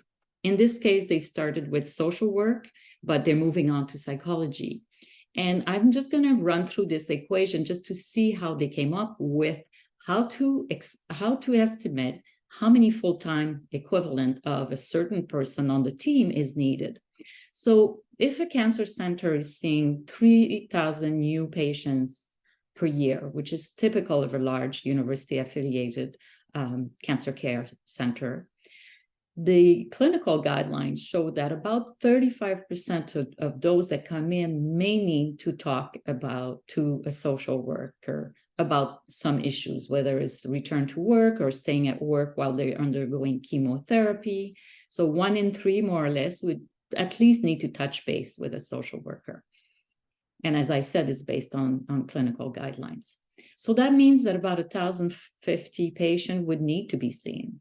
And one social worker typically sees 223 patients per year. So the caseload capacity would be that if this cancer center wants to be well-staffed when it comes to social workers, they would need the equivalent of 4.7 full-time equivalent for social work. So this is an example of what CAPO is doing that is very hands-on. And for the moment, the calculator is available for CAPO members. And as it was just proposed, we will see how this calculator evolves over time, with the understanding that more professions should be involved. And at some point, having some kind of also of calculator to look for multidisciplinary team. As we talk about team-based care, you know, how can we also estimate how many full-time equivalent of teams do we need for a cancer center? The other thing that CAPO has been really proactive in doing is saying, okay, we know there are organizations across Canada that are advocating for psychosocial oncology or mental health support for people with cancer. But who are they? How many are there? So we were able to, with the help of Samar Atiye, who's a doctoral student, we looked across, we contacted many organizations, and what we found is there was, to date, 52 organizations. And when we asked them, like, what is the status of your organization? So the top 3 organizations are either nonprofit, charity, or non-governmental, and sometimes they're both. So this is what the landscape of advocacy in psychosocial oncology looks like in Canada. And what's interesting is when we ask, where are you primarily located? Because location, even though we can do things virtually and remotely, what we see is the bulk of those advocacy groups are either in Quebec or in Ontario, with 28 in Ontario and 12 in Quebec. So that already tells us, like, what is the range, how it is geographically, how is that influencing advocacy? That doesn't mean it's only happening in those provinces. It means that they're located there. So what would be interesting in the next step is to see, well, what is their portée? Where is it? Where are their actions making a difference in terms of advocacy? And then when we ask them, what are the top activities that you do? And the top ones were raising public awareness about the supportive needs of people affected by cancer. It was also pushing to have more person-centered support for patient and family, and looking at what are these initiatives that are going on and can we have more. Liaising with representative from other cancer agency was important about psychosocial oncology issue, and informing legislator was also one of the important thing in terms of access to information and support. What's been really interesting lately is this notion of reaching out also for solutions that are international in scope. And I am on the board of the International Psycho-Oncology Society, and with that comes the privilege to be talking to the World Health Organization and to see what is going on, how are they addressing the needs, the mental health needs of people. And so what we've discussed with them is, first of all, high-income countries used to have proposing many solutions to low and middle-income countries. But what is happening now is, with all the challenges that high-income countries are facing in terms of access, in terms of lack of resources, and obviously lack of access more than access, we're finding solutions that are really promising in low and middle-income countries. So we're wanting to hear more. How are they addressing the needs of those people that are really needing to access services and support? So what the World Health Organization has developed is EQUIP, which is a competency-based tool that helps ensuring that if we're going to train people, whether it's lay people, peer, partners in care, how do we assess if the training that the World Health Organization proposes and offers, if the people taking the training actually have developed the competency to be able to be useful and not cause harm. And I'll show you how they do this. The other thing that the World Health Organization has shared with us is that everything they do, all these pilot projects or demonstration projects they do to address mental health in many countries, they always associate it with evidence, mostly through randomized control trials. And what they found is that there's mounting evidence for the effectiveness of those lay programs. So they've also mapped out, what does it look like when we think about resource intensity, when we think about support? So lower resource intensity on the left to high resource intensity. And so in the middle, they've developed different programs, supportive programs that address this notion of how do we make sure that we have accessible and sustainable programs. So here, if you look at the bottom of this slide, they say, well, many people will require unguided self-help. They don't need to have a coach. They can teach themselves. And we should take stock, a bit like that inverse pyramid that I was talking about. Here, they're saying, well, a lot of people can do well, and this is one of the lowest resource intensity program is unguided self-help. Then there's guided self-help, and there's different way of guiding people so they can help themselves. And when we say help themselves, it really is self-management and self-help. And then there's group, phone, virtual interventions, and we've all become very acquainted with those through COVID, that there were a lot of virtual intervention that actually work well, and they could be non-specialist. And again, those little resources that you see above it are programs they've developed that show that this works actually very well. And then there's a multi-session individual face-to-face deliver intervention that are still non-specialist. And then at the higher spectrum of resource intensity are the specialist delivered intervention. And I think what is really key is to make sure that we determine what are people's preferences, Why go with a specialist delivered intervention if someone feels like they want to actually help themselves with a book? So we have to ask people, what are their needs? What are their preferences? And how can we best address those? So here they provide a map of all of the programs that I just showed on that previous slide, and they've tried, and they actually have implemented and tested those, whether it's the self-help, SH is for self-help, PM and is for problem management. So all of these different programs have been tested in high income and low income, middle income countries with very promising evidence. So I mentioned earlier this EQUIP, which is using competency assessment to ensure quality. So they're very clear that we need to enhance helping skills, but we should acknowledge that there could be harm. And so we need to reduce harm in those interventions.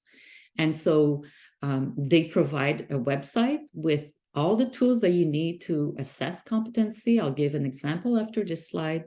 It can be used by anyone providing any form of help, professional, non-professional, and it looks at competency, and the competency are based on communication, empathy, and they could be for trainers that are actually training volunteers, for supervisors, for program managers, and they can be used by multiple organizations. And the website is on this slide. So I'm definitely not going to go through this. I'm just showing you that when we're about to assess communication skills, say we've trained a volunteer, we want to see how well are they doing when it comes to communication. Unhelpful and potentially harmful behavior would be things like interrupting the client, asking many subjective questions like you didn't really want to do that, right? Correcting the client. So these would be seen as unhelpful. The basic helping skills would be an open-ended questions. We're all familiar with that. Summarizing or paraphrasing statements and allowing clients to complete statements before responding. But really the green light here is more advanced helping skills. And, just basically encouraging a client to explain better, using clarifying statements. So when people are undergoing a training, then these checklists can be used to see at what level are they at and how can they improve their skills. Now, this is my concluding slide. So what do we have to do? Well, I hope I made the point that we need to definitely stay abreast of current and upcoming mental health challenges, because we were caught by surprise with COVID that we didn't realize how acute and how also destigmatized mental health became. So that meant that more people were looking for help because they didn't feel like this was something to hide. So we need now to know and to be abreast of what are we expecting in the future? What will be those challenges that we see? And I made the point also that we need to proactively involve everyone. And patient caregivers are great allies, and they're really, and why? Because they're committed catalysts for change. They want something because they're directly affected by cancer. And I think we need to continue to have broad representation and bring to the table local advocacy groups. In my case, we're working very closely with the Coalition Priorité Cancer in Quebec. The Canadian Association of Psychosocial Oncology has made it a priority to definitely advocate for the mental health needs of people affected by cancer. And the International Psycho-Oncology Society is working closely with the World Health Organization to bring sustainable solution to this really important public health challenge that we have now. So thank you very much for your attention. And now either opening the floor for questions or thank you again. And by the way, my email is at the bottom of this slide. So if anyone needs to chat, I welcome your messages. Thank you. Amazing, Carmen. Thank you so much. And we are going to take Q&A at the end with Nikki. So thank you. And Louise just acknowledged, thank you for recognizing the value of including patients and caregivers as part of the design of programs for them. And I'm, for one, intrigued by the staffing calculator. I'd heard about it, but hearing you explain it is just fascinating and such a practical tool for the system. So really interesting learning. Thank you. I'll invite you to stop sharing your screen and ask my amazing colleague Sylvia to run our next presentation by Sarah Lard-Puskas. And we'll learn more about psychodermatology next.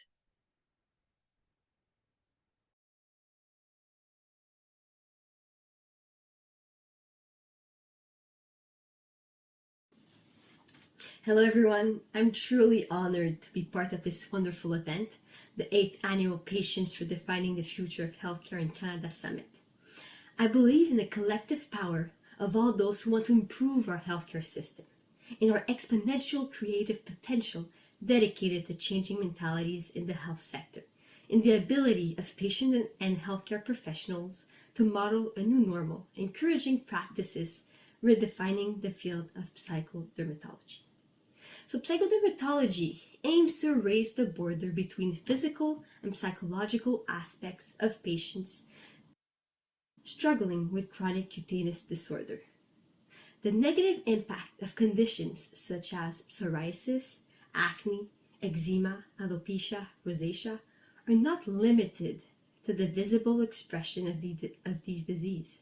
They also cause significant emotional and mental distress, such as helplessness, feelings of rejections, and despair. Many people isolate themselves by gradually withdrawing from social interactions, creating a vicious cycle of deterioration in their emotional and mental state. In addition, the misunderstanding of others and cultural attitudes amplify the stress. Psychodermatology can help these patients to understand themselves better and to pay less attention to the judgments of others in order to assert themselves and reconnect with the joy of living. On the other hand, stress, depression, social anxiety, and various other psychosocial factors can trigger or worsen skin conditions. Thus, a recent job change, excessive work demands, separation, the difficulty of reconciling professional and personal life, financial problems, moving, are examples where the psychological suffering hides behind the dermatological manifestation. Here, psychodermatology can help also. Patients with an obsessive-compulsive disorder who wash their hands frequently, producing a skin irritation, or who pulls out body hair, or who believes they're infested with microorganisms, therefore scratching themselves, causing self-inflicted lesions, can be helped by psychodermatology. In conclusion, through psychodermatology, a biopsychosocial understanding of the context in which skin disease evolves can be achieved, offering patients new perspective and new improved quality of life. In the US, the Association for Psychoneurocutaneous Medicine of North America was founded in 1999 by a small group of healthcare professionals, and it's been growing ever since. The European Society for Dermatology and Psychiatry was formed in 1992, but not only is it very active, there's also other different active societies in many individual European countries, mainly in the UK. In Argentina, the Association for Psychodermatology was founded in 2015, offering courses for psychodermatology in Spanish. In 2020, the Psychodermatology Association of India was formed. And in 2022, I founded the Collaborative Group for Psychodermatology in Canada, sensing a real need to help improve the health of dermatology patients by encouraging the health network to evolve around the needs of the Canadian population. So we drafted a preliminary version of our statement from the Collaborative Group for Psychodermatology in Canada and the Charter of Patients' Rights and Needs for Care in Psychodermatology, which is available on our website. A presentation of our group featured at the inaugural International Psychodermatology Day follows shortly. Hello everyone, I'm Sarah Allard-Pushkash, founder of the Collaborative Group for Psychodermatology in Canada.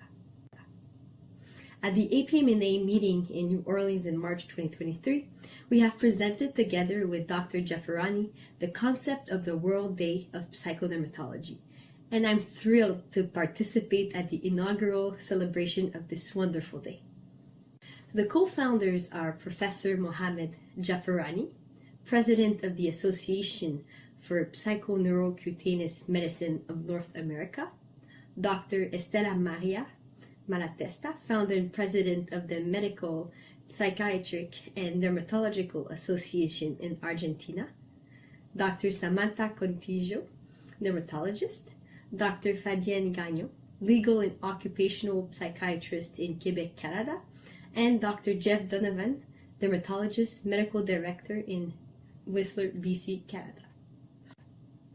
So our vision is to bring a comprehensive approach to the treatment of dermatology patients through a biopsychosocial model, offering access to a multidisciplinary team to help patients live better with their chronic skin condition. Our group is composed of 318 members. Roughly 95% are healthcare professionals. 157 of our members are North American healthcare professionals, so dermatologists, psychiatrists, family physician with a special interest in dermatology, psychologists, psychosocial rehabilitation specialists, social workers, nurses practitioners with specialize in the mental health field, PhD students. We even have amongst us the past president of the Canadian Dermatology Association, the vice president of the Primary Care Dermatological Society of Canada, the president of the Canadian Mental Health Organization, and multiple leaders in the psychodermatology field in the US. The other half of our members are from all across the world, so South America, Europe, Asia, Africa, Australia. And the composition of these members is similar to the Canadian ones. Plus, we even have university professors, heads of research in dermatology and psychodermatology, certified psychodermatologists, and professors of psychodermatology. So our main mission is to improve the quality of care and the quality of life of patients, and to facilitate collaborations amongst dermatologists, psychiatrists, psychologists, nurses practitioners, social workers, and any other healthcare professional with a particular interest in psychodermatology. We're trying to facilitate national and international collaboration between healthcare professionals with an interest in psychodermatology through an online platform for exchanging ideas on LinkedIn.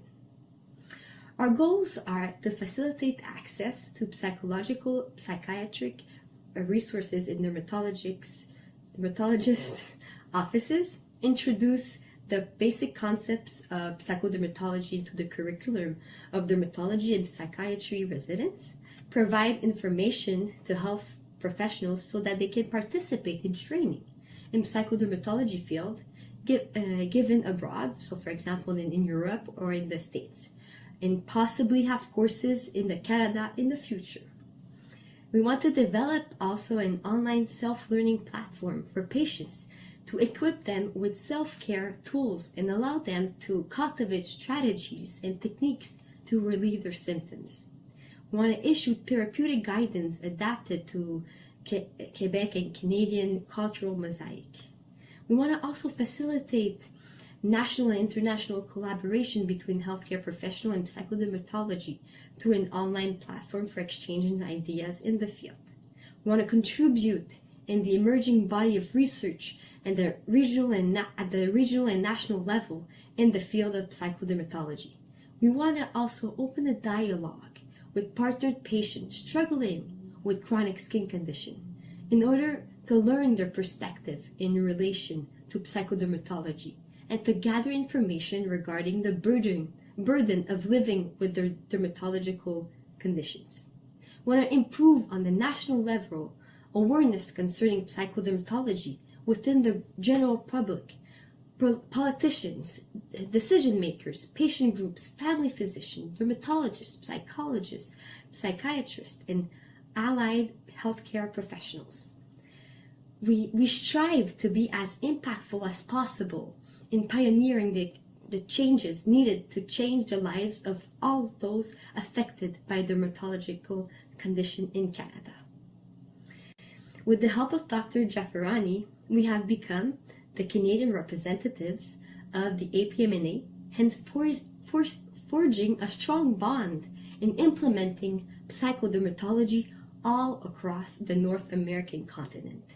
We have formed a partnership with the APMNA in order to collaborate on important projects, share our knowledge, and advocate for improved treatment of patients in the psychodermatological field in North America. We all envision a world in which patients with the dermatological disease, skin trauma, can easily access the psychodermatological care and treatment they need and are not stigmatized or suffer from an economic disadvantage due to their condition.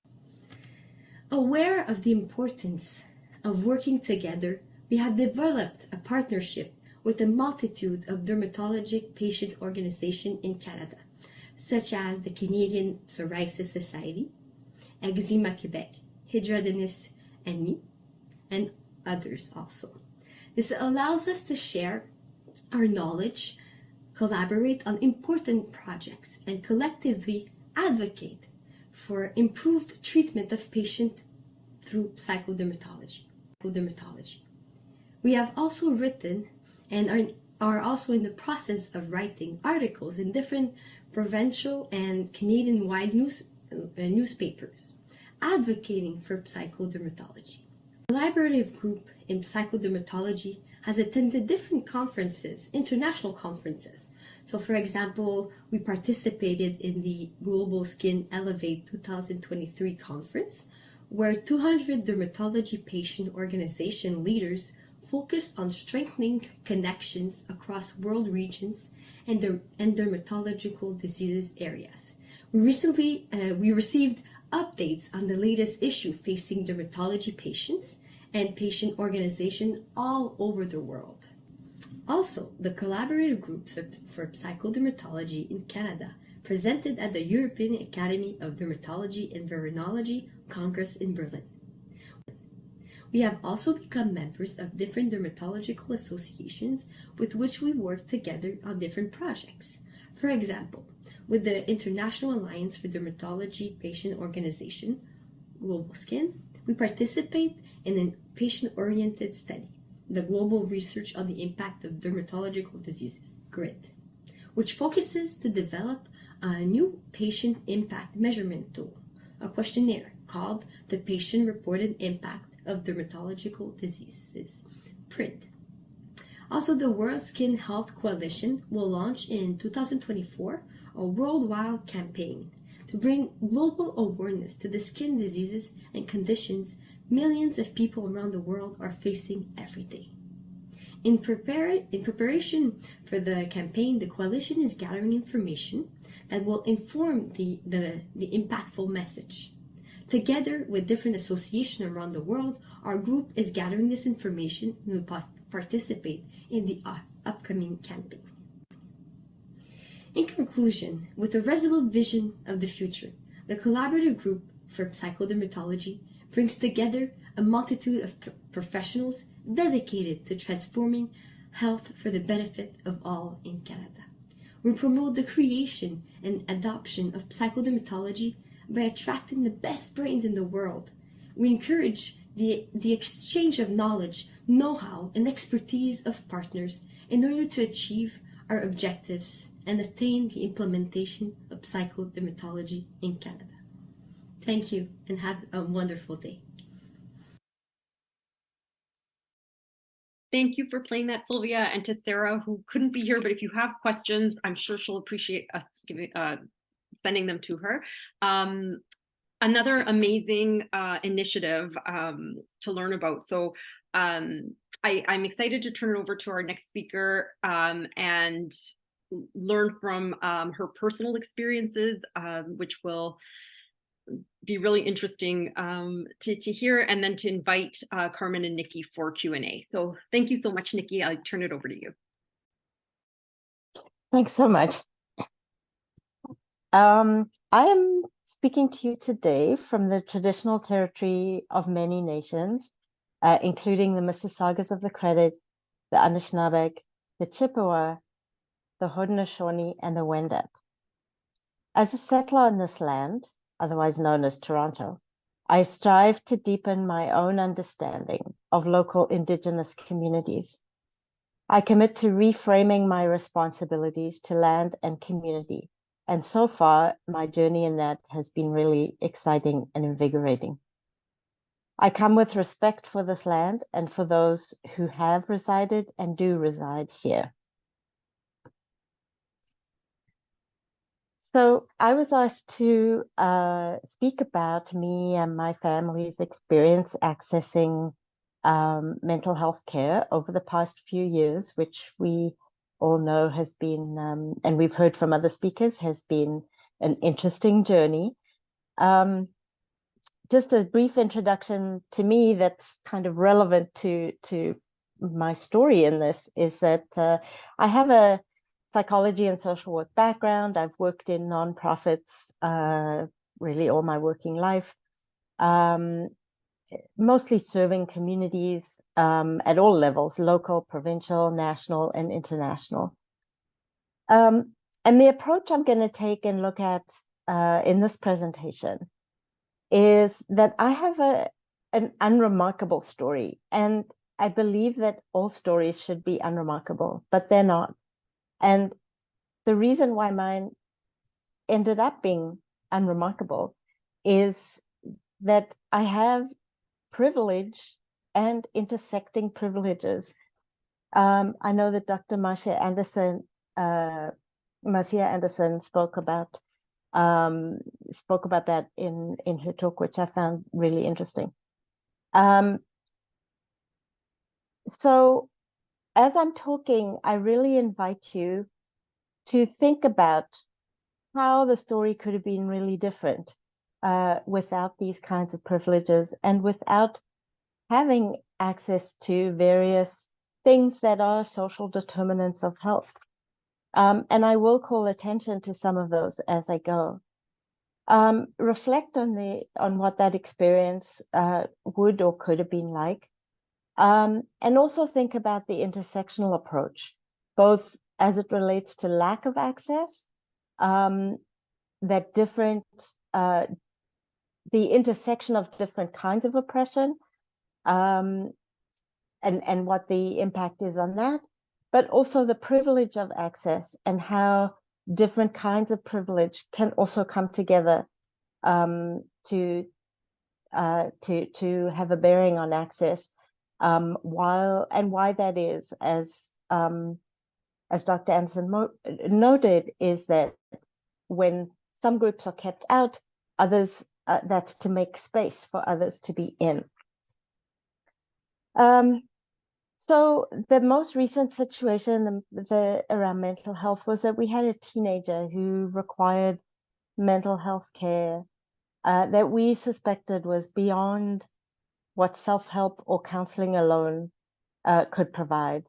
But it also wasn't a 911 level emergency situation. So this is an area that I've since discovered is really underserved, and it's really difficult to find the right kinds of services.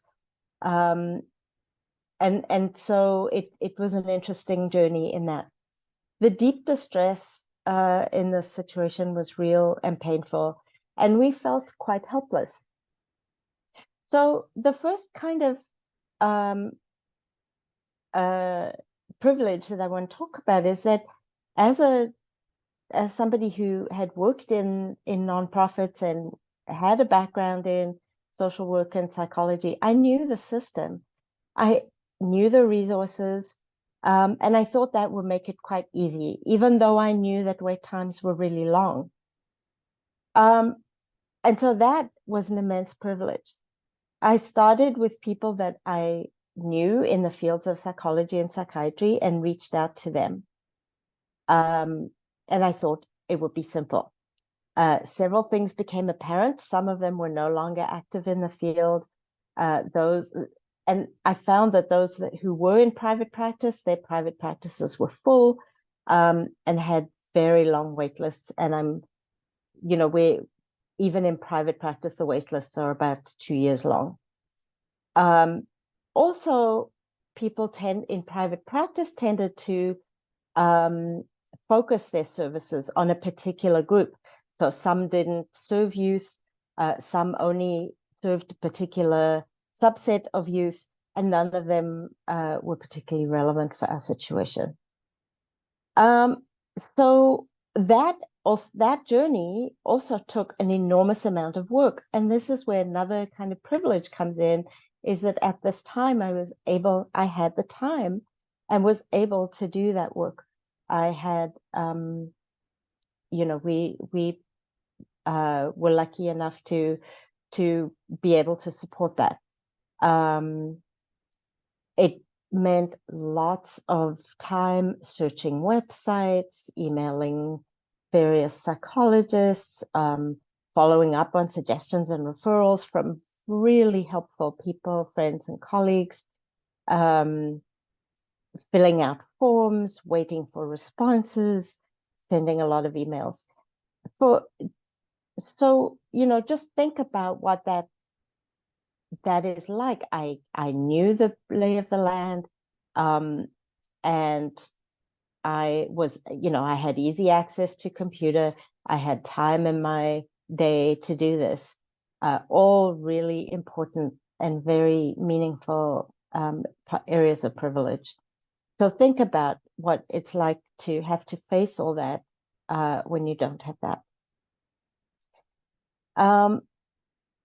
The costs, of course, we very quickly discovered were exorbitant for any kind of private practice, even if it was just stopgap until we could get into other services.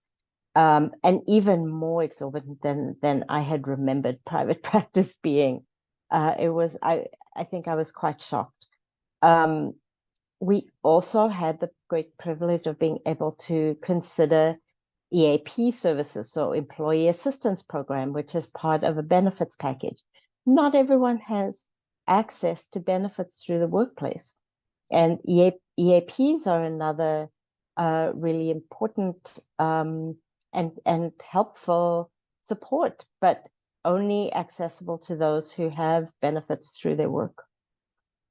And we were worried that we would not find a good fit for our situation. And we're afraid that if we had a bad experience, that it would be much more difficult to engage in care later. So I had knowledge and experience. I had the time. I speak English. That's my first language. That is a huge privilege in this country. I had language ability. We came from a 2-income household, had those benefits from employment. We are housed. We have secure food, and I am white, and my teenager is too. These things, if you have listened to any of the presentations that have been going on through the day, right from Dr. Dasani's presentation and right through to just the previous speakers, you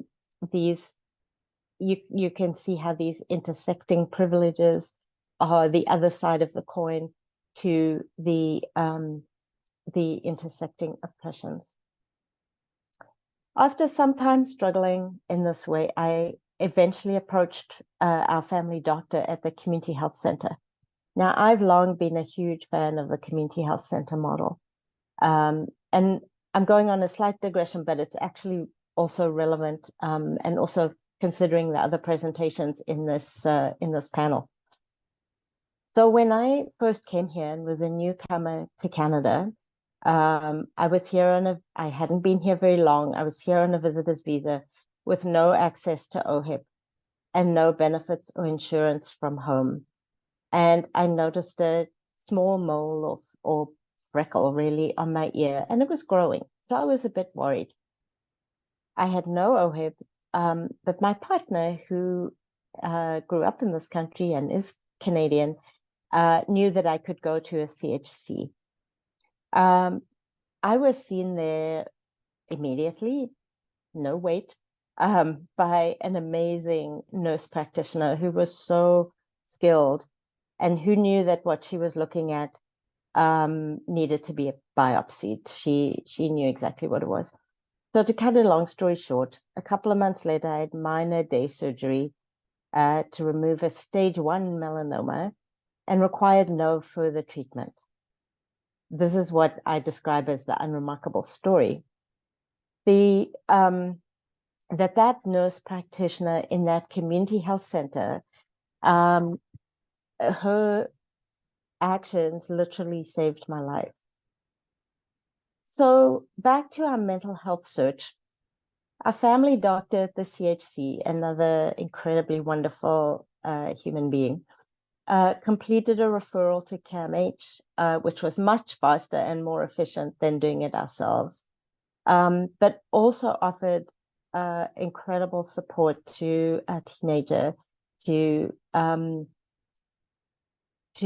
continue the support regularly in the meantime, until there was a short waiting list of a few months for CAMH. So until that started, she prescribed medications as a stopgap and was extraordinarily kind and supportive and generous.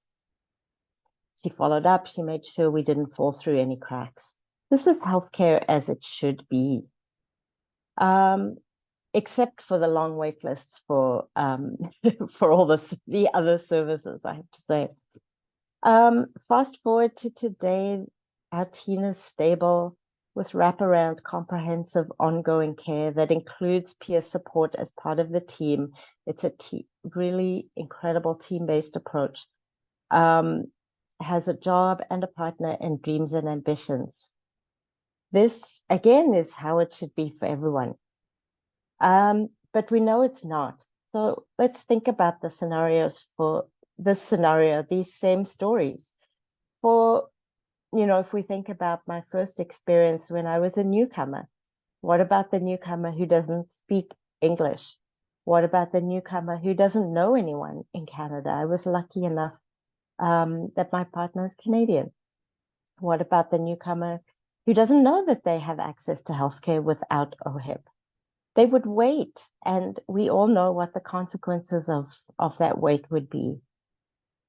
Think of the parent trying to find mental health services for their child who doesn't speak English, who doesn't know how the system operates. And it's a complex system.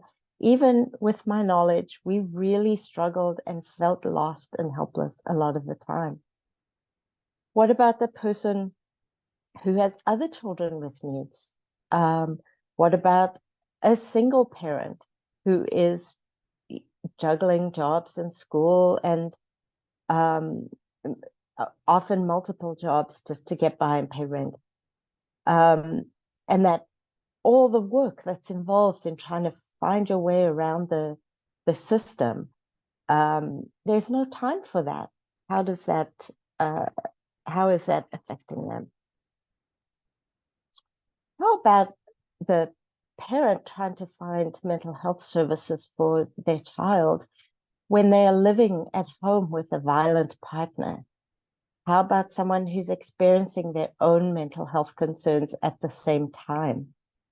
How about a parent who is disabled or has mobility issues in some way, is unable to communicate in ways that are set up for abled people? What about the parent who is Black or Indigenous? We know well, if we've been paying attention these last few days, what the issues are for Black and Indigenous people in this country and access to healthcare. What if the person didn't live in the largest city in Canada and lived in a small rural area? these really are the harsh realities of racism and prejudice and white supremacy in our healthcare system. Think about everything you've heard over these past few days and all that you know about the research, the practice, and the lived experience, and keep on asking loudly and constantly why these people would be very likely not be able to tell the same story as I am, and demand constantly and loudly that there must be change. Thank you. Wow. Thank you, Nikki. My neck hurts from nodding. I really appreciate your perspectives, and it was very thought-provoking. So thank you. And with that, I welcome Carmen back for some Q&A. I also want to say thank you. We do want to spend a little bit of time asking you questions, so I hope that's okay, because I know we're running a bit over. Okay.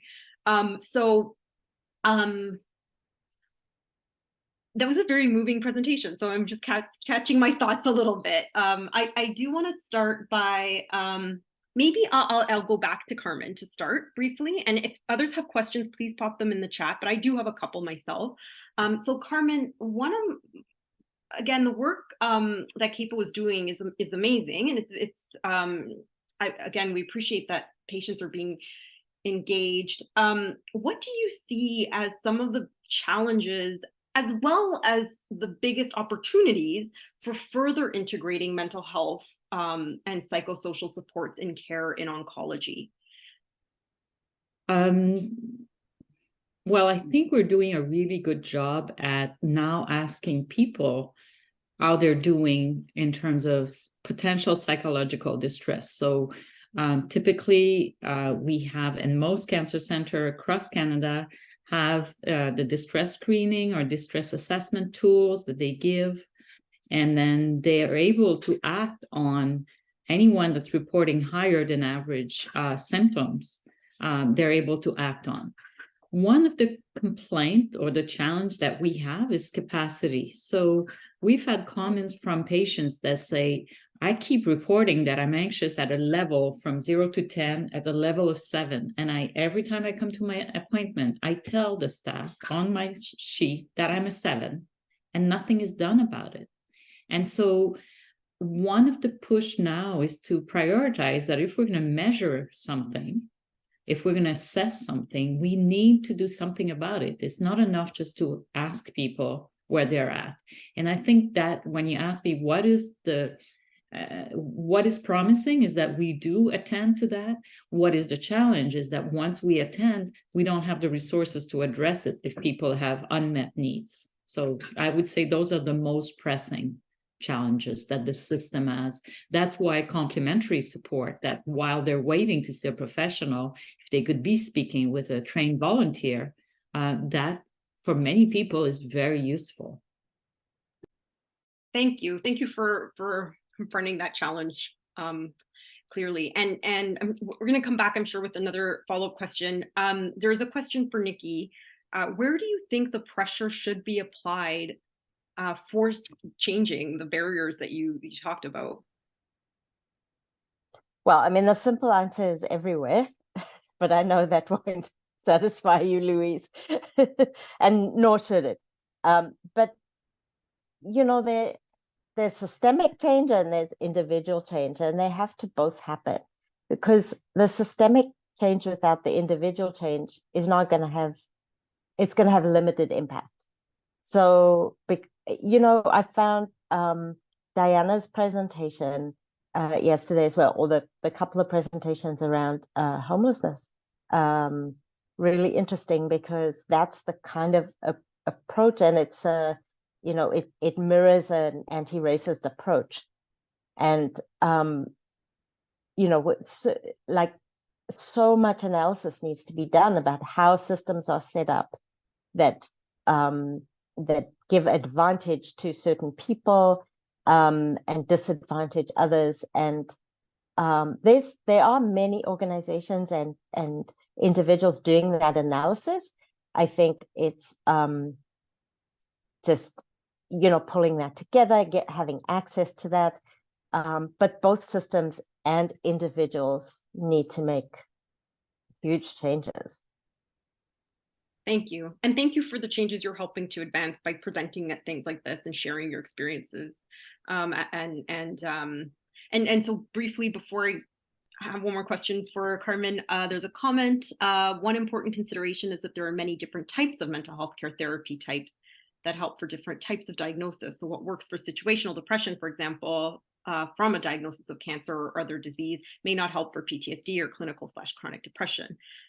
This person's experience has been that public mental health services are highly CBT focused. It seems to be that to receive most other types of therapy like EMDR, hypnosis, etc., you need to find private mental health care. The large cost of private health care is inaccessible by many. I hear you, Nadine. It's a really important point. And so maybe I can turn it back to Carmen and ask, besides formal engagement ways that CAPO speaks with patients and engages the patient community, how can we as patient organizations support some of the work that you're doing and help address some of the challenges that you face with trying to fill all of these gaps that Nadine's talking about and that CAPO's well aware of? Well, it's always music to my ear to think that people do want to join forces, and that's what we're trying to do. So by making sure that you're one of the 52 that we surveyed. So what we did was a first wave of surveying to ask descriptive data about the organization, what kind of advocacy they're doing. Our second wave of the survey will be a larger survey where we're going to really delve in priorities. So what are the advocacy priority for mental health in cancer and psychosocial oncology support? And based on that, the goal of CAPO is to have a national advocacy agenda that we will lead, but that we will involve all these organizations that share these priorities so that, we are stronger in numbers. So if we're going to be advocating for priorities, let's get together and do it. Great, and thank you. And I know the summit will be following along. And very briefly, there's a question about, you talked about the migration from public to private healthcare. It was shocking, but not surprising. It's always like this with the movement from psychiatrists, I think you talked about, to private versus public. Is that related? I don't know if you can speak to any of this, but if you have any comments, is that related to salary, benefits, quality of work-life balance? What are the challenges? Why are we seeing this migration away from public systems? Cheryl Ann is yes. So she has identified real key challenges. So people are saying, if we take the case of nursing, for instance, during COVID in Quebec, there was mandatory overtime for nurses. So they didn't have a choice. They had to work overtime. It was mandatory. So obviously, when someone has to work shifts, rotating shifts, has to work mandatory overtime, even if it doesn't really allow, maybe their situation doesn't allow to work overtime, but they have no choice. And then they're offered a private, a job in the private sector where they choose not to work on weekends. They choose their hours. They don't. Obviously, that'll be very tempting. So I think the governments have to really look at what are those working conditions that make people want to leave the public sector. The other thing is cost. And some psychiatrists will say, well, I left the public sector because I can do my work days, like same salary, working 2 days a week rather than 5. I make the same amount. So obviously that there are certain things that need to be addressed. She talks about the quality of life, work-life balance. Well, that's a big one. If you can make the same salary in a few days, then you might be tempted to do that. Obviously, some people have social, they feel socially that they must remain in the public sector, which is great. We need to keep and to protect our public health system. So that's what I would answer, that all of those factors that were identified are key. And the governments have to be proactive in anticipating what people need. And the work-life balance is not superfluous. People need it because the healthcare system is in high stressful, high demand, and people can't really burn out. So See, we hear a there's lot of that too. Do you want me to address the Sure, young? please. Yes, in psychology obtained special. Okay, can a younger? Oh, okay. So that's touchy. This question is about if someone with a bachelor in psychology, can they obtain special training and make a career in psycho-oncology? At McGill University, there's a brand new program. It's been going on maybe for 3 years now, and it's a graduate diploma in oncology, and one stream is psycho-oncology. So it's 1 year, but so someone, yes, could get the diploma, the 1 year diploma, and then work. But there's always this notion that they cannot do therapy, psychotherapy, because in Quebec, you need a PhD to do that. So I think within cancer centers where it would be very clear that this person has a diploma in psychosocial oncology, there could be a niche. And it's a nice way to think about opening access. So it's a great suggestion. Super. And I will make a small plug that also students who are becoming psychotherapists, at least, I don't know how it works in every province, but in Ontario, sometimes there are reduced rates. I mean, there are other areas to tap into, maybe schools, social work schools, psychotherapy schools. Anyhow, I wish we had like a whole day to talk to you. But I will turn it back to Nikki for maybe the last question, because we are certainly, going a little bit over. But Nikki, my question to you is, from your experience and all of your thoughts on your privilege and still the barriers you faced, any key messages you'd want to share back to decision makers, for example, in government, that we need to see change to address some of these challenges?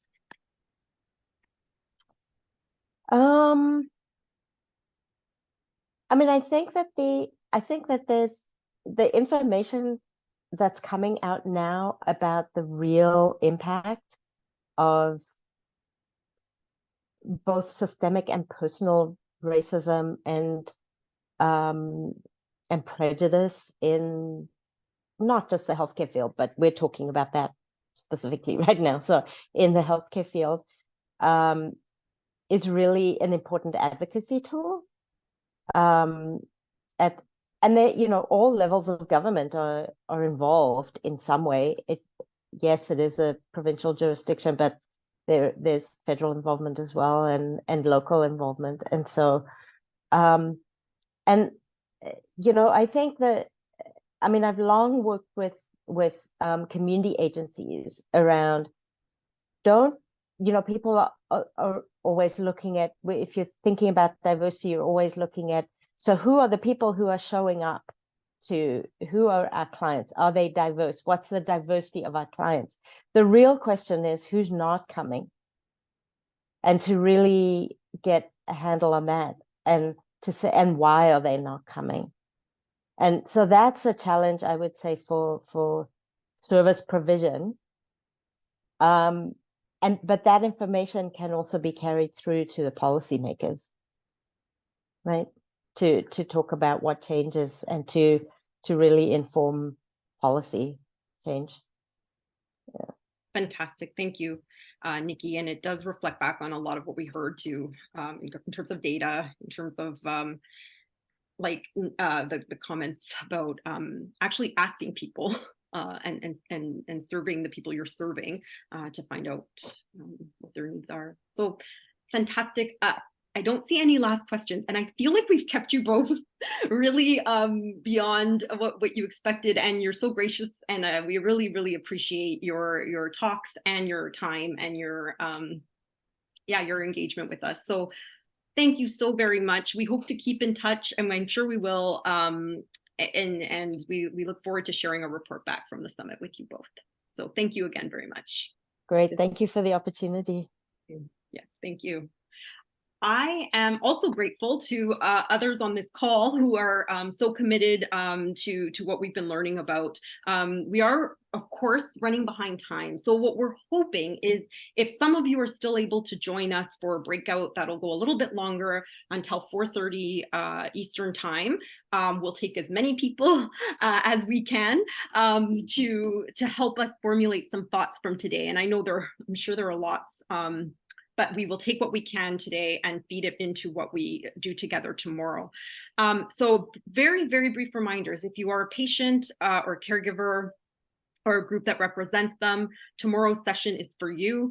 If you feel compelled about what you heard over the last few days, we want you to please join us. If you can't join us tomorrow, we invite you to sign up for one of our working groups that will come out of the summit. We will be sending, as I mentioned, to our speakers, a report back to all of our stakeholders and attendees, so that you can see where we're heading, like what direction we're heading in terms of this work and what we learned this year to feed into it. Quick reminder, we have an evaluation form that we're sending out after this session. Please fill it out because it does help us to prepare for future summit events. And I have to take a moment to just thank again, as we close up this year's summit in terms of our sessions, I want to thank everyone who's been involved so very much. My fellow organization partner, Save Your Skin Foundation, our partner, Sharon Clark, our amazing support team, Leah Stevenson, Chantel Burrows, Taylor Tomko and Sylvia Lorico, as well as Kathy Bernard, and of course, Louise Binder from Save Your Skin Foundation. Thanks to all of the members of our working group, especially the Health Data and Integrated Models of Care and their members. Thank you so much to our French interpreters who are probably upset that I'm talking so fast, but Zero, Oksana, and our French translator, Rachel Facteau from Traduction Raison. Thanks to our tech support, Lance in particular, and thanks tremendously to all of our volunteers facilitating breakout groups during the 3 days: Ursula, Lori, Megan, Cheryl Ann, Nathaniel, Nancy, Christine, Taylor, and Amen. And of course, we couldn't have done this without our sponsors. Thank you to Merck, Janssen, Roche, Bristol Myers Squibb, AbbVie, Amgen, Pfizer, AstraZeneca, GSK, and our IMC for support of our working groups. So with that, anyone who's still here, I encourage you to please join the breakout session so that we can have some discussion. And I hope to see you all tomorrow. Thank you.